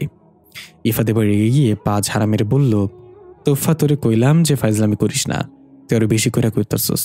তোফা বলল, কুল হাদারাম কুল, চিৎকার করলে কি ইন্টারভিউতে পাশ করবি? রিল্যাক্স থাক, আমাকে দেখ সব সময় কত রিল্যাক্স থাকি। ইফাত বলল, হয়েছে, তোরে দেখাইয়া দেখাই তো আগে ক্লাসে 2 বছর কইরাছিলাম, আর দেখতে কইস না। তখনই কয়েকটা বখাটে ছেলে সে তোফাকে টিচ করতে করতে বলল, এই কিউটি গার্ল, কোনো সমস্যা? এই বলদ কি তোমাকে বিরক্ত করছে? তোফা কিছু বলার আগে ইফাত রেগে গিয়ে একটা ছেলের কলার ধরে বলল, বলদ কারে কস তুই? আর এখানে কেউ কাউরে বিরক্ত করছে না, নিজের সরকারি তেল দে। ছেলেটা হাসতে হাসতে অন্য ছেলেদের বলল, তোরা দেখেছিস বলদেও রাগ আছে, আমার কলার ধরেছে, দেখ তোরা এখন কি করা যায় বলতো। কিছু বুঝোটার আগে অন্য একটা ছেলে সজোরে ঘষে মারল ইফাতের মুখে। ইফাত কিছুটা দূরে গিয়ে পড়ল। ছেলেগুলো সবাই হাসতে লাগলো। তোফা চোখ বন্ধ করে হাতের মুষ্টি চেপে ধরে বিড়বিড় করে বলল, রিল্যাক্স তোফা, তুই মারলে ওরা মরে যাবে, শান্ত থাক। চোখ খুলে তোফা ইফাতকে উঠিয়ে দেখল ঠোঁটের কোণা দিয়ে রক্ত বের হচ্ছে। তোফা হাত দিয়ে রক্তটা মুছে দিয়ে বলল, তুই জানিস না কার্তিক মাসের কুত্তার সাথে ঘেউ করে পারা যায় না? কেন একবারায় ঘেউ করতে গেলি? ছেলেগুলোর মাঝে একজন বলল, ভাই বুঝলাম না, এই কিউটি গার্ল কুত্তা কাকে বলল, আমাদের নাকি বলদকে? তোফা চোখ লাল করে দাঁত কটমট করে বলল, প্লিজ লিভ, যদি নিজেদের সালামতি চাস তো এখান থেকে চলে যা। ছেলেগুলো তোফার লাল চোখ দেখে একটু ভরকে গেলেও ভাবের ঠেলায় তোফার গায়ে হাত দিয়ে বসল। শুধু ধাম করে একটা শব্দ হলো। আমরা দেখতে পাই ছেলেটা উড়তে উড়তে গিয়ে প্রাণী সম্পদ অধিদপ্তরের সাইনবোর্ড ভেঙে নিচে আছড়ে পড়ল। ইফাত হা করে তাকিয়ে বলল, এটা তুই কেমনে করলি? বাকি ছেলেগুলো ভয়ার্ত চোখে ইফাদের দিকে তাকিয়ে রইল। তোফা ইফাতকে সাইড করে বলল, পারলি না তো তোরা নিজেদের রক্ষা করতে? বলেছিলাম সালামতি চাইলে চলে যা, যাসনি, তাহলে এবার খেলা হবে আমার নিয়মে। এই বলে এক একটা ছেলেকে কাপড় কাচার মতো ধোয়া শুরু করলো তোফা। ইফাত যেন নিজের চোখে বিশ্বাস করতে পারছে না। এক একটা ছেলের হাত পা ঠাস ঠাস করে ভেঙে দিতে লাগলো তোফা। ছেলেগুলোর চিৎকারে আকাশ পাতাল ভারী হয়ে এলো। অনেক দূরে দাঁড়িয়ে মোবাইল দিয়ে ভিডিও করছে সবকিছু। সবাইকে মেরে তুলোধনা করে তোফা শান্ত হয়ে আস্তে আস্তে ইফাদের কাছে এসে বলল, কি দেখছিস সেভাবে? এটা তোর করার কথা ছিল, কিন্তু করতে হলো আমাকে। ইফাত অবাক হয়ে কিছু বলতে যাবে তার আগেই চোখে পড়ল তোফার গলায়। ইফাত অবাক হয়ে বলল, তোর গলার তাবিজ কই? তোফা তাড়াতাড়ি গলায় হাত দিয়ে দেখলো তাবিজ তো গলায় নেই। ভয়ার্ত চেহারায় তোফা আশেপাশে তাকিয়ে দেখলো তাবিজ দূরে পড়ে আছে। ওদেরকে মারার সময় অসাবধানতা বশত তাবিজ ছিঁড়ে গিয়েছে। তোফাকে ভয়ার্ত দেখে ইফাত দৌড়ে গিয়ে তাবিজটা নিয়ে আসলো আর তোফার গলায় পুরে দিতে চাইল, কিন্তু তোফা থামিয়ে বলল, এই তাবিজ একবার গলা থেকে খুলে গেলে তার কার্যকারিতা হারিয়ে ফেলে, এটা এখন আর কোনো কাজের না, তারা আমাকে খুঁজে বের করে ফেলবে এখন। জাকারিয়া সারাকে নিয়ে তার বড় হুজুরের বাসায় এসেছে। দেখা গেল সারা এখন সম্পূর্ণ স্বাভাবিক, জাকারিয়ার সাথে হেসে হেসে কথা বলছে। জাকারিয়া হুজুরের বাসার কলিং বেল চাপতেই সারার মাঝে আবার পরিবর্তন লক্ষ্য করা গেল।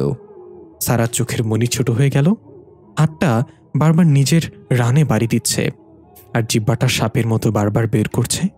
জাকারিয়া এটা খেয়াল করল না। কিছুক্ষণ বাদেই বড় হুজুর দরজা খুলে দিল। জাকারিয়া কিছু বলার আগেই সারা একটু মোটা গলায় লম্বা করে সালাম দিল হুজুরকে। হুজুর কিছুটা বুঝতে পেরে সালামের উত্তর দিয়ে দুজনকেই ভেতরে আসতে বলল। জাকারিয়া হুজুরকে কিছু বলতে নিলে হুজুর থামিয়ে বলল, আমাকে আগে বুঝতে দে। এ বলে সারার সামনে গিয়ে একটা দোয়া পরে ফু দিল। কি তুই?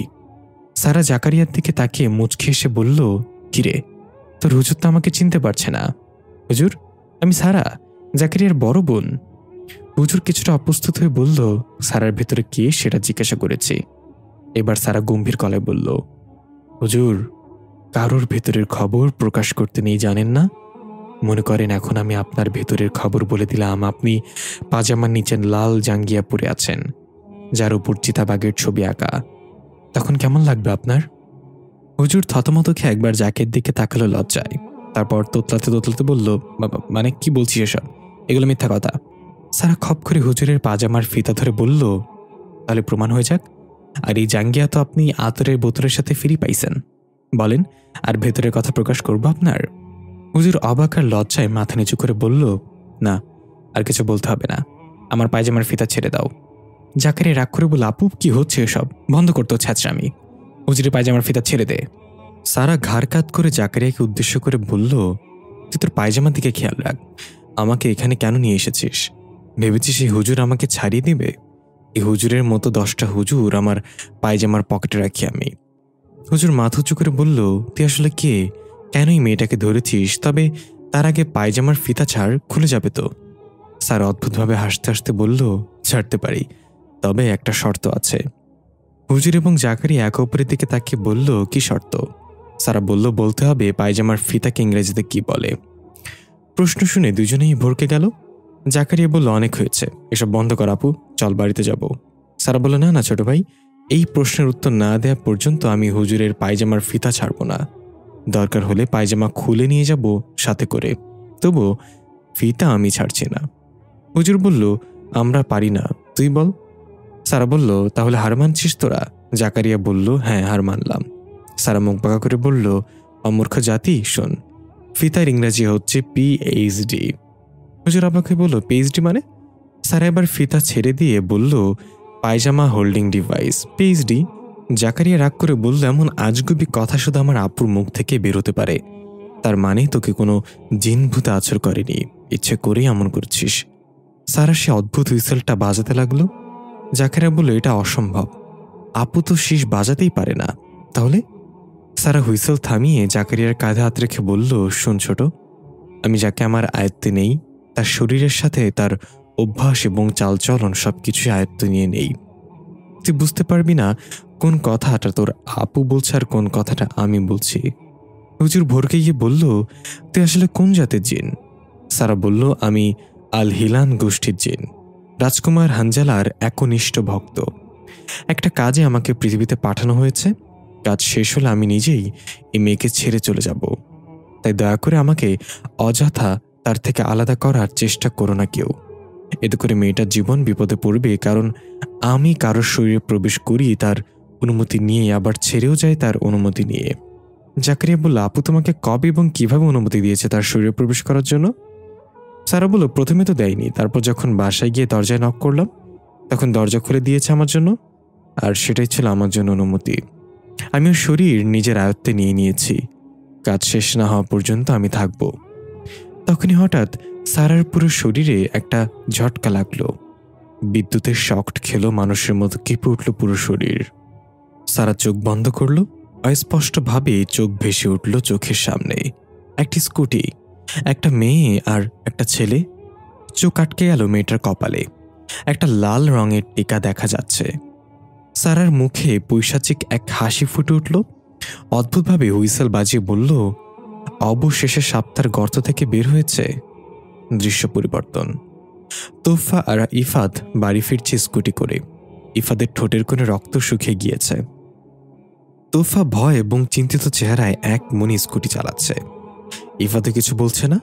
তোফাকে এর আগে কখনো এত চুপচাপ আর চিন্তিত দেখা যায়নি। নীরবতা ভেঙে ইফাত জিজ্ঞাসা করল, তোফা, ওই তাবিজটাকে আসলে কি আসিল? কেন সবসময় ওইটা পইরা থাকতি তুই? আর হারাইলেই বা কি হইব? কি এত চিন্তা করতেছস? তোফা এক বাক্যে বলল, তুই বুঝবি না এসব।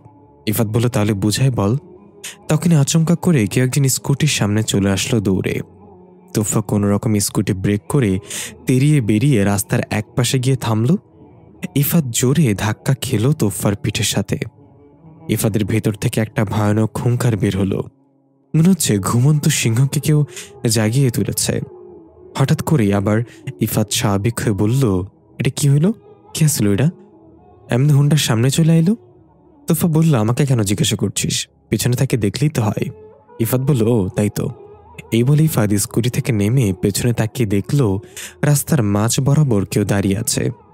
ভালো করে খেয়াল করে বলল, আরে এটা তো আমার বন্ধু কাইয়ুম। ওই এমনি দাঁড়ায় রইছে কেন? তোফা মনে মনে বলল, এটা তোর বন্ধু কাইয়ুম না হাদারাম। কাইয়ুমের শরীরে আমার শিকারী। আমার তাবিজ হারানোর সাথে সাথে ঘ্রাণ সুখে চলে এসেছে। এটা তো হওয়ারই ছিল। কাইয়ুম দূর থেকে এক দৃষ্টিতে তোফার দিকে তাকিয়েছিল। কাইয়ুমের চোখ যেন তোফাকে খাবলে খুবলে খেয়ে নিবে। তোফা বিড়বিড় করে বলল, একা এসে ভুল করেছিস, তোকে তো দুমড়ে মুচড়ে পিষে ফেলবো। ইফাত বলল, কি বিড়বিড় করতেছস? আর হুন তোফা, এটা হইল আমার বন্ধু কাইয়ুম। ওই যে কইলাম না কাল রাতে আমারে মারছিল। একটা মজার কথা কি জানোস? ওই একবার একখান জ্যোতিষের কাছে গেছে হাত দেখাইতে, বিয়া কবে হইব জানার লিগা। জ্যোতিষের মুখ দেখা কয় তোর কোনোদিন বিয়া হইব না। তারপর ওর বাপের কাছে যায় কয়, বাবা আমি বিয়ার সময় কোনো যৌতুক নেব না। ওর বাপ কয়, তোর যা চেহারা, তোরে মাইনসে মাইয়া দিবে এই বেশি।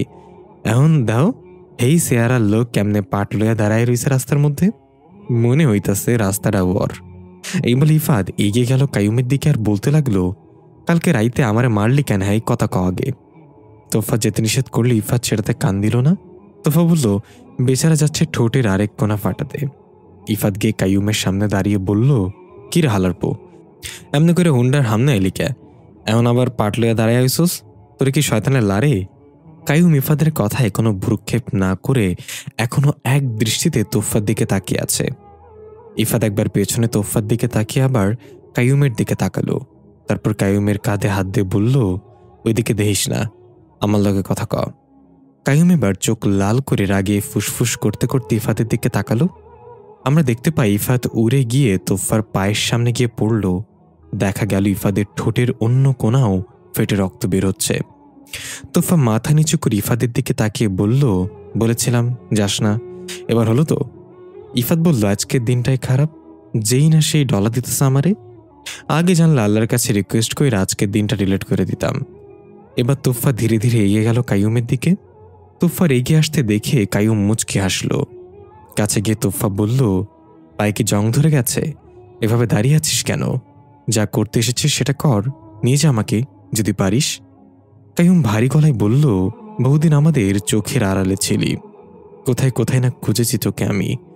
আমি তো এত পাগল হই নাই যে এটা মেনে নেব তুই ইচ্ছে করে আমার সাথে যাবি, তাই তোর লাশ নিয়ে যাব। এ বলে কিছু বোঝাটার আগেই কাইয়ুম তোফার মাথা বরাবর একটা চাকু দিয়ে আঘাত করল। কিন্তু দেখা গেল তোফা তার চেয়ে বেশি ফাস্ট। খপ করে চাকুটা ধরে ফেলল একদম চোখের সামনে থেকে। ঠাস করে চাকুটা হাতল ভেঙে উল্টো কাইয়ুমের মাথায় ঢুকিয়ে দিল। কাইয়ুম ডলে ডলে নিচে পড়ে গেল। দূর থেকে ইফাত এটা দেখে মুখে হাত দিয়ে চিৎকার করে বলল, এটা কি করলি তোফা? তুই কাইয়ুমরে মাইরা ফেললি? তোফা ইফাতের দিকে এগিয়ে গিয়ে বলল, ওর ভেতরে যে আছে সে কখনো মরে না, দেখতে চাস? তাহলে দেখ। দেখা গেল কাইয়ুম ধাপ করে চোখ মিলে ধীরে ধীরে আবার উঠে দাঁড়িয়ে নিজের মাথা টেনে টান নিয়ে হাতলা ছাড়া চাকুটা বের করে ফেলে দিল।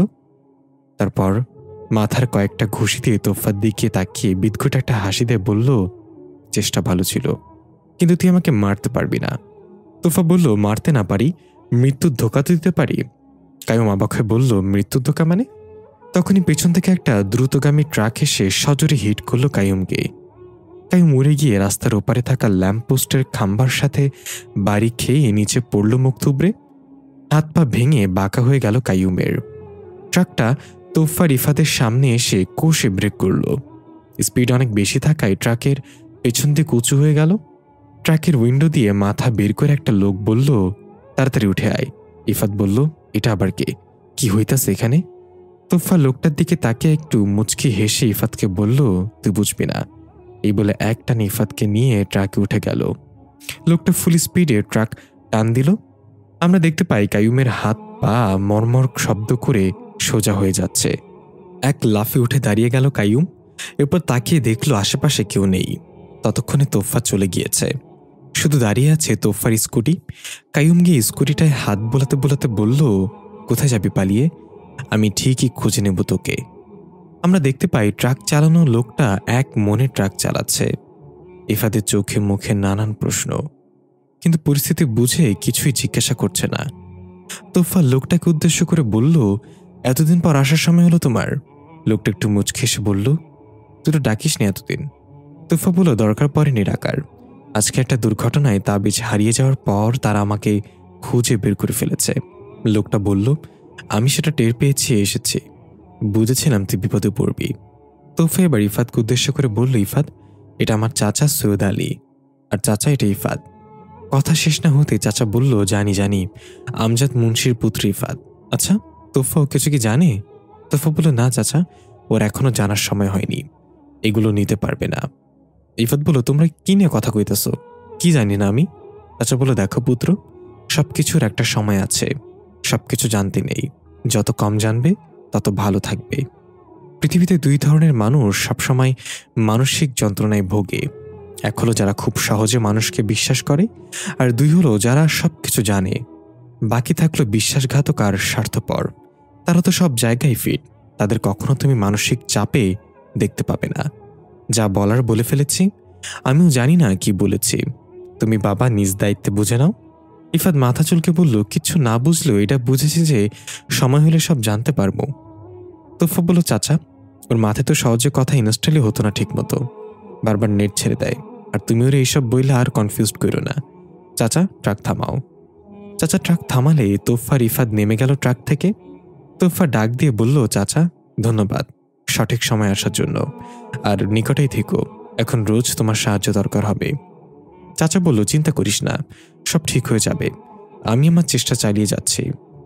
শেষে রহস্যময় কথাটা শুনে তোফা একটু মুচকে আসলো। চোখের পলকে ট্রাকটা চলে গেল ছু মেরে।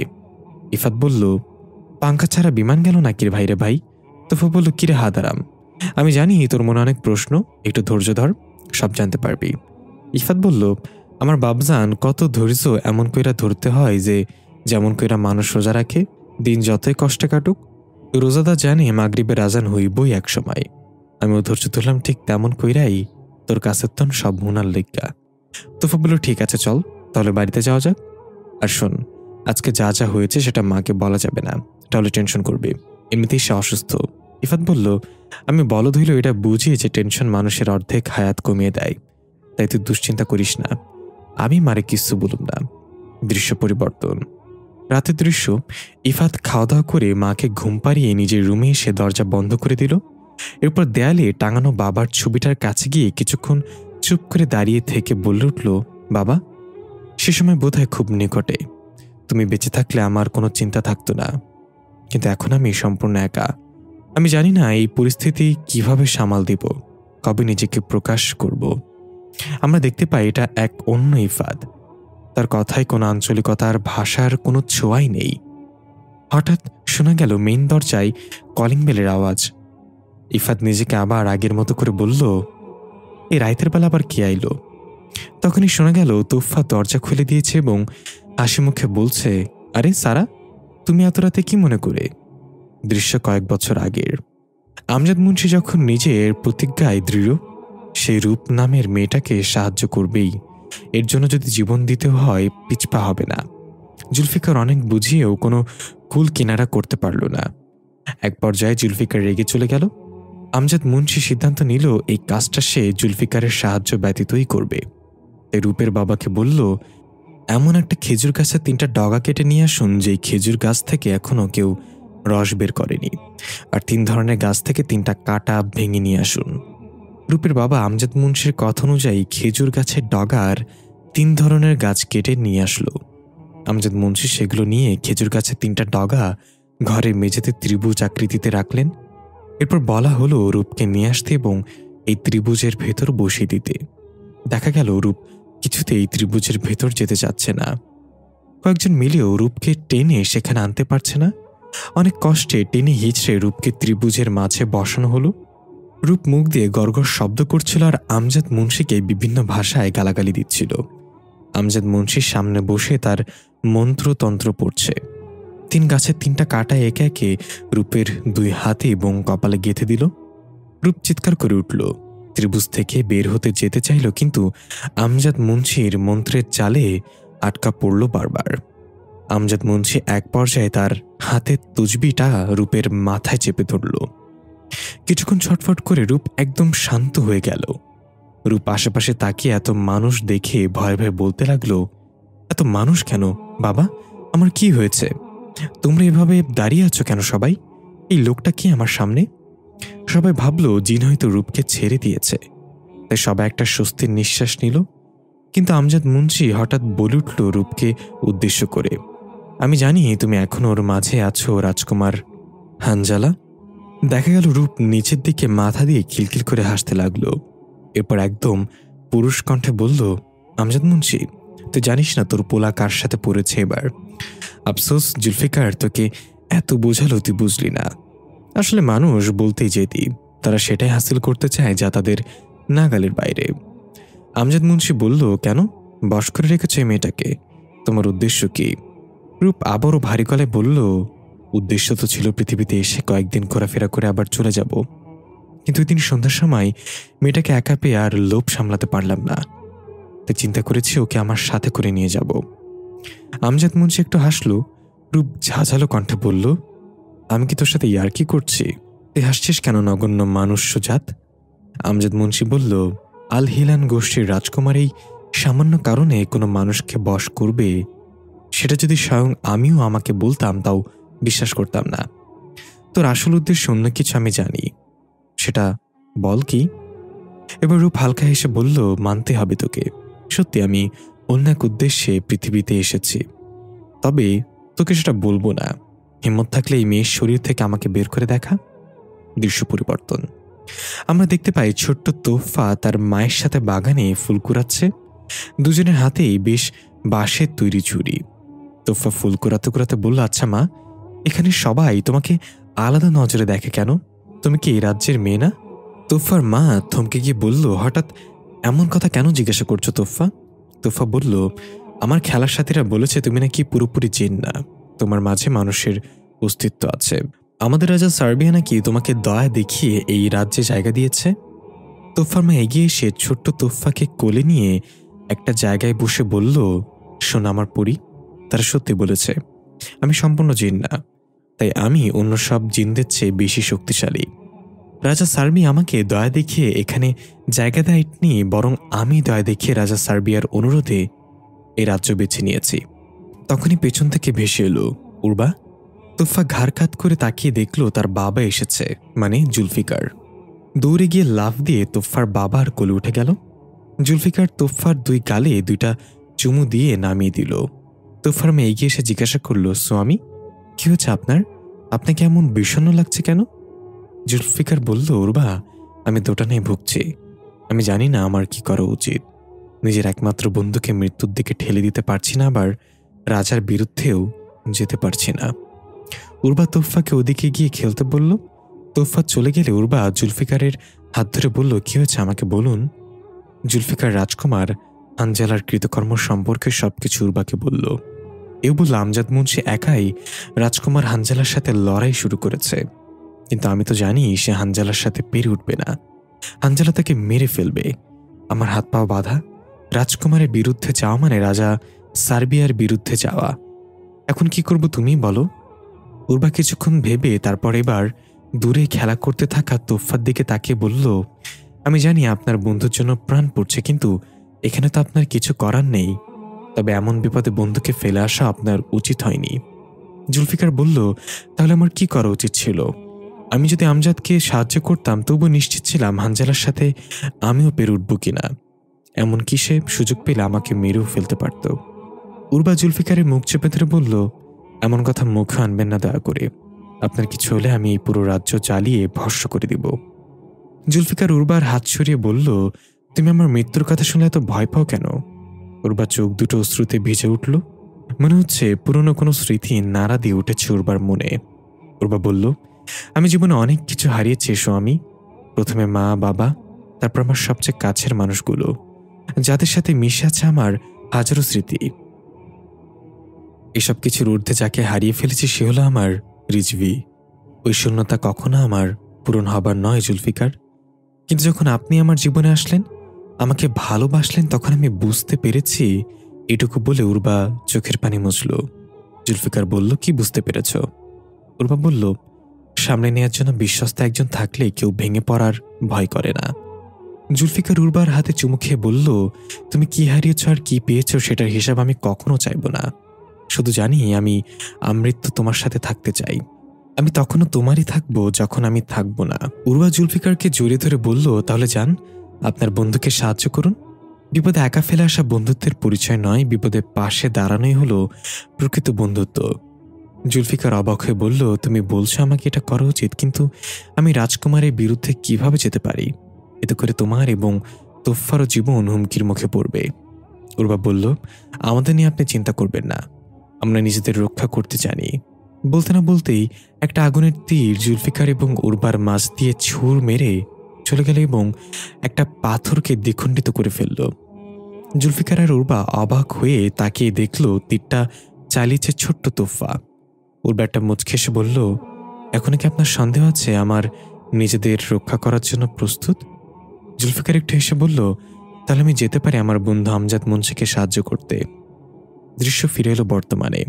সারা ইফাতদের বাসায় সে সম্পূর্ণ স্বাভাবিক ব্যবহার করছে। তোফা বলল, তুমি আমার বাসা চিনলে কিভাবে সারা?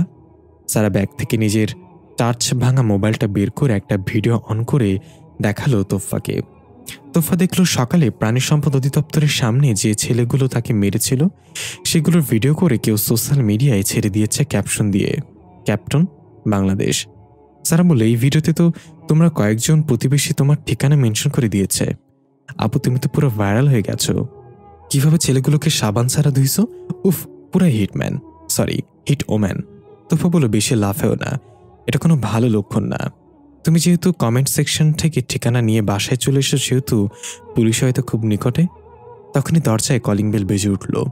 তোফা বলল, হায়াত আছে। বলতে না বলতেই ঠুল্লাররা হাজির।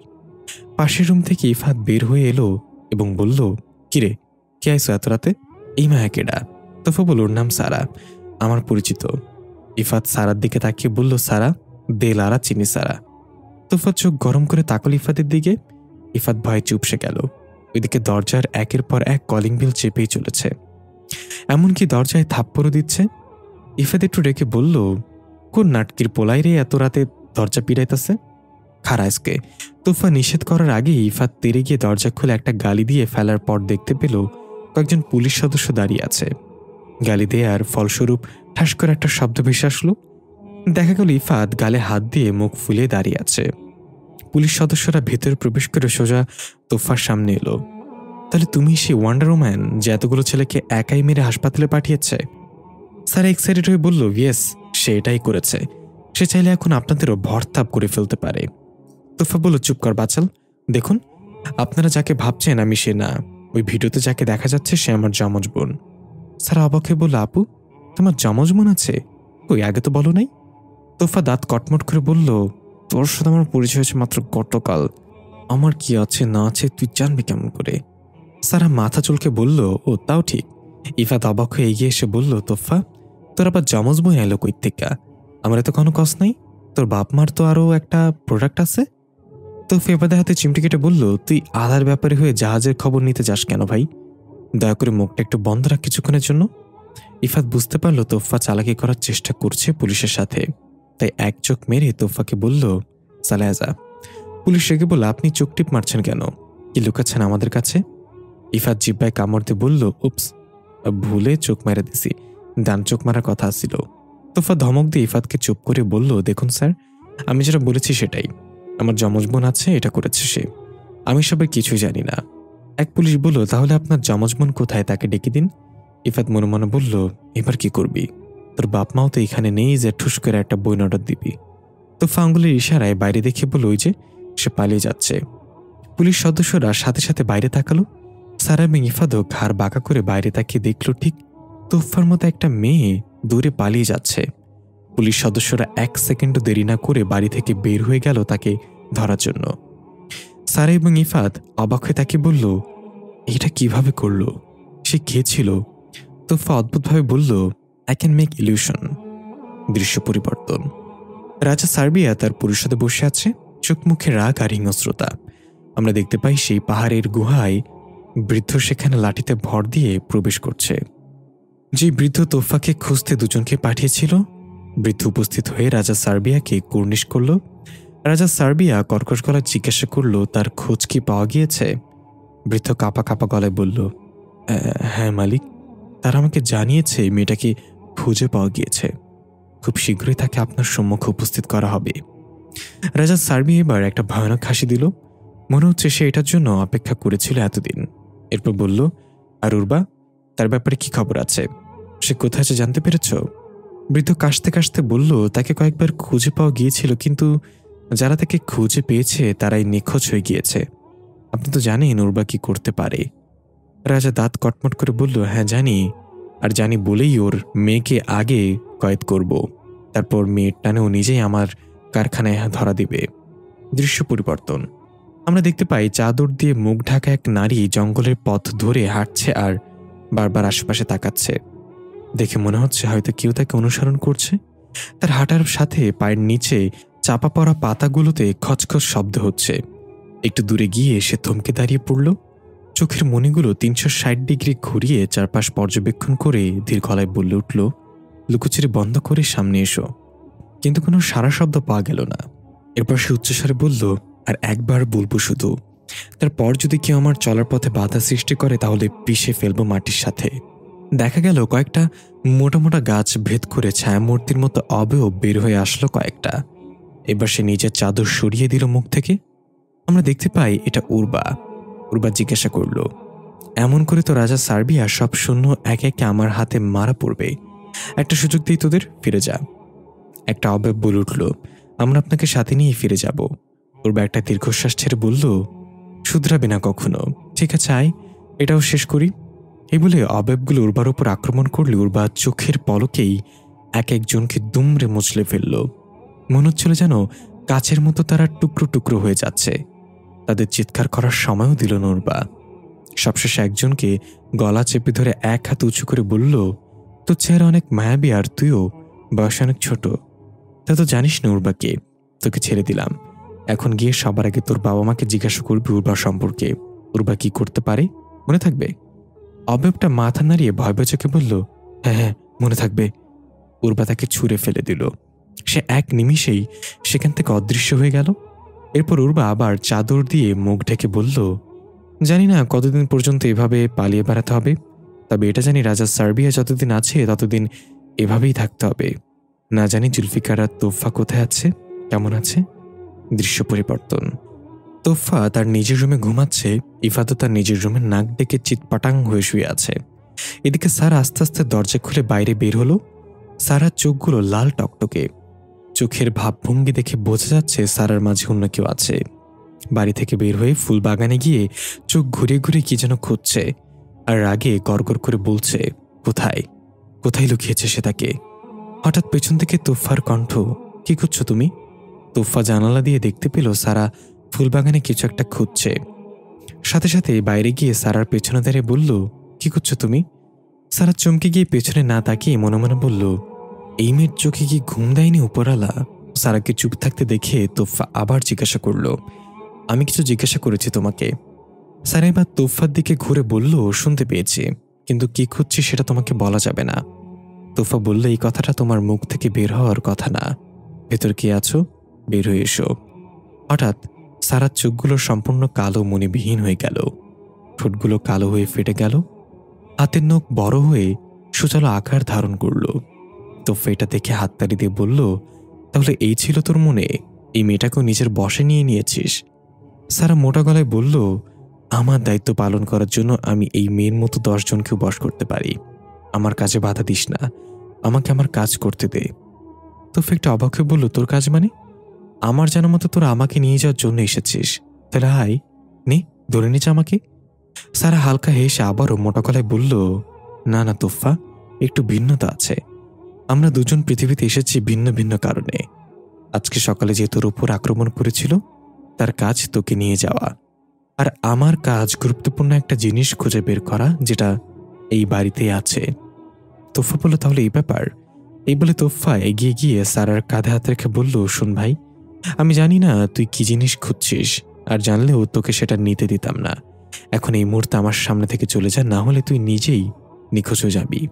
তারপর তোকে খোঁজ করার জন্য আরেকজন আসবে। সারা হালকা এসে বলল, ধামকি ভালো দিতে পারিস, তবে আমার উপর সেটা কাজ করবে না।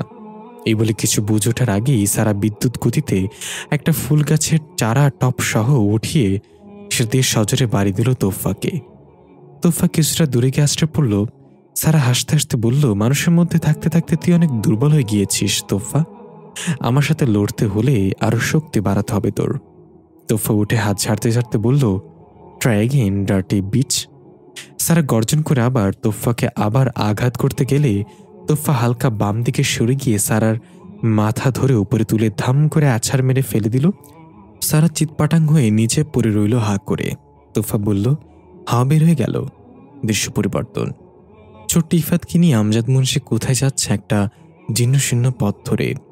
দেখে মনে হচ্ছে এটা একটা পুরাতন কালভার্ট। ঝিরঝির বৃষ্টি পড়ছে।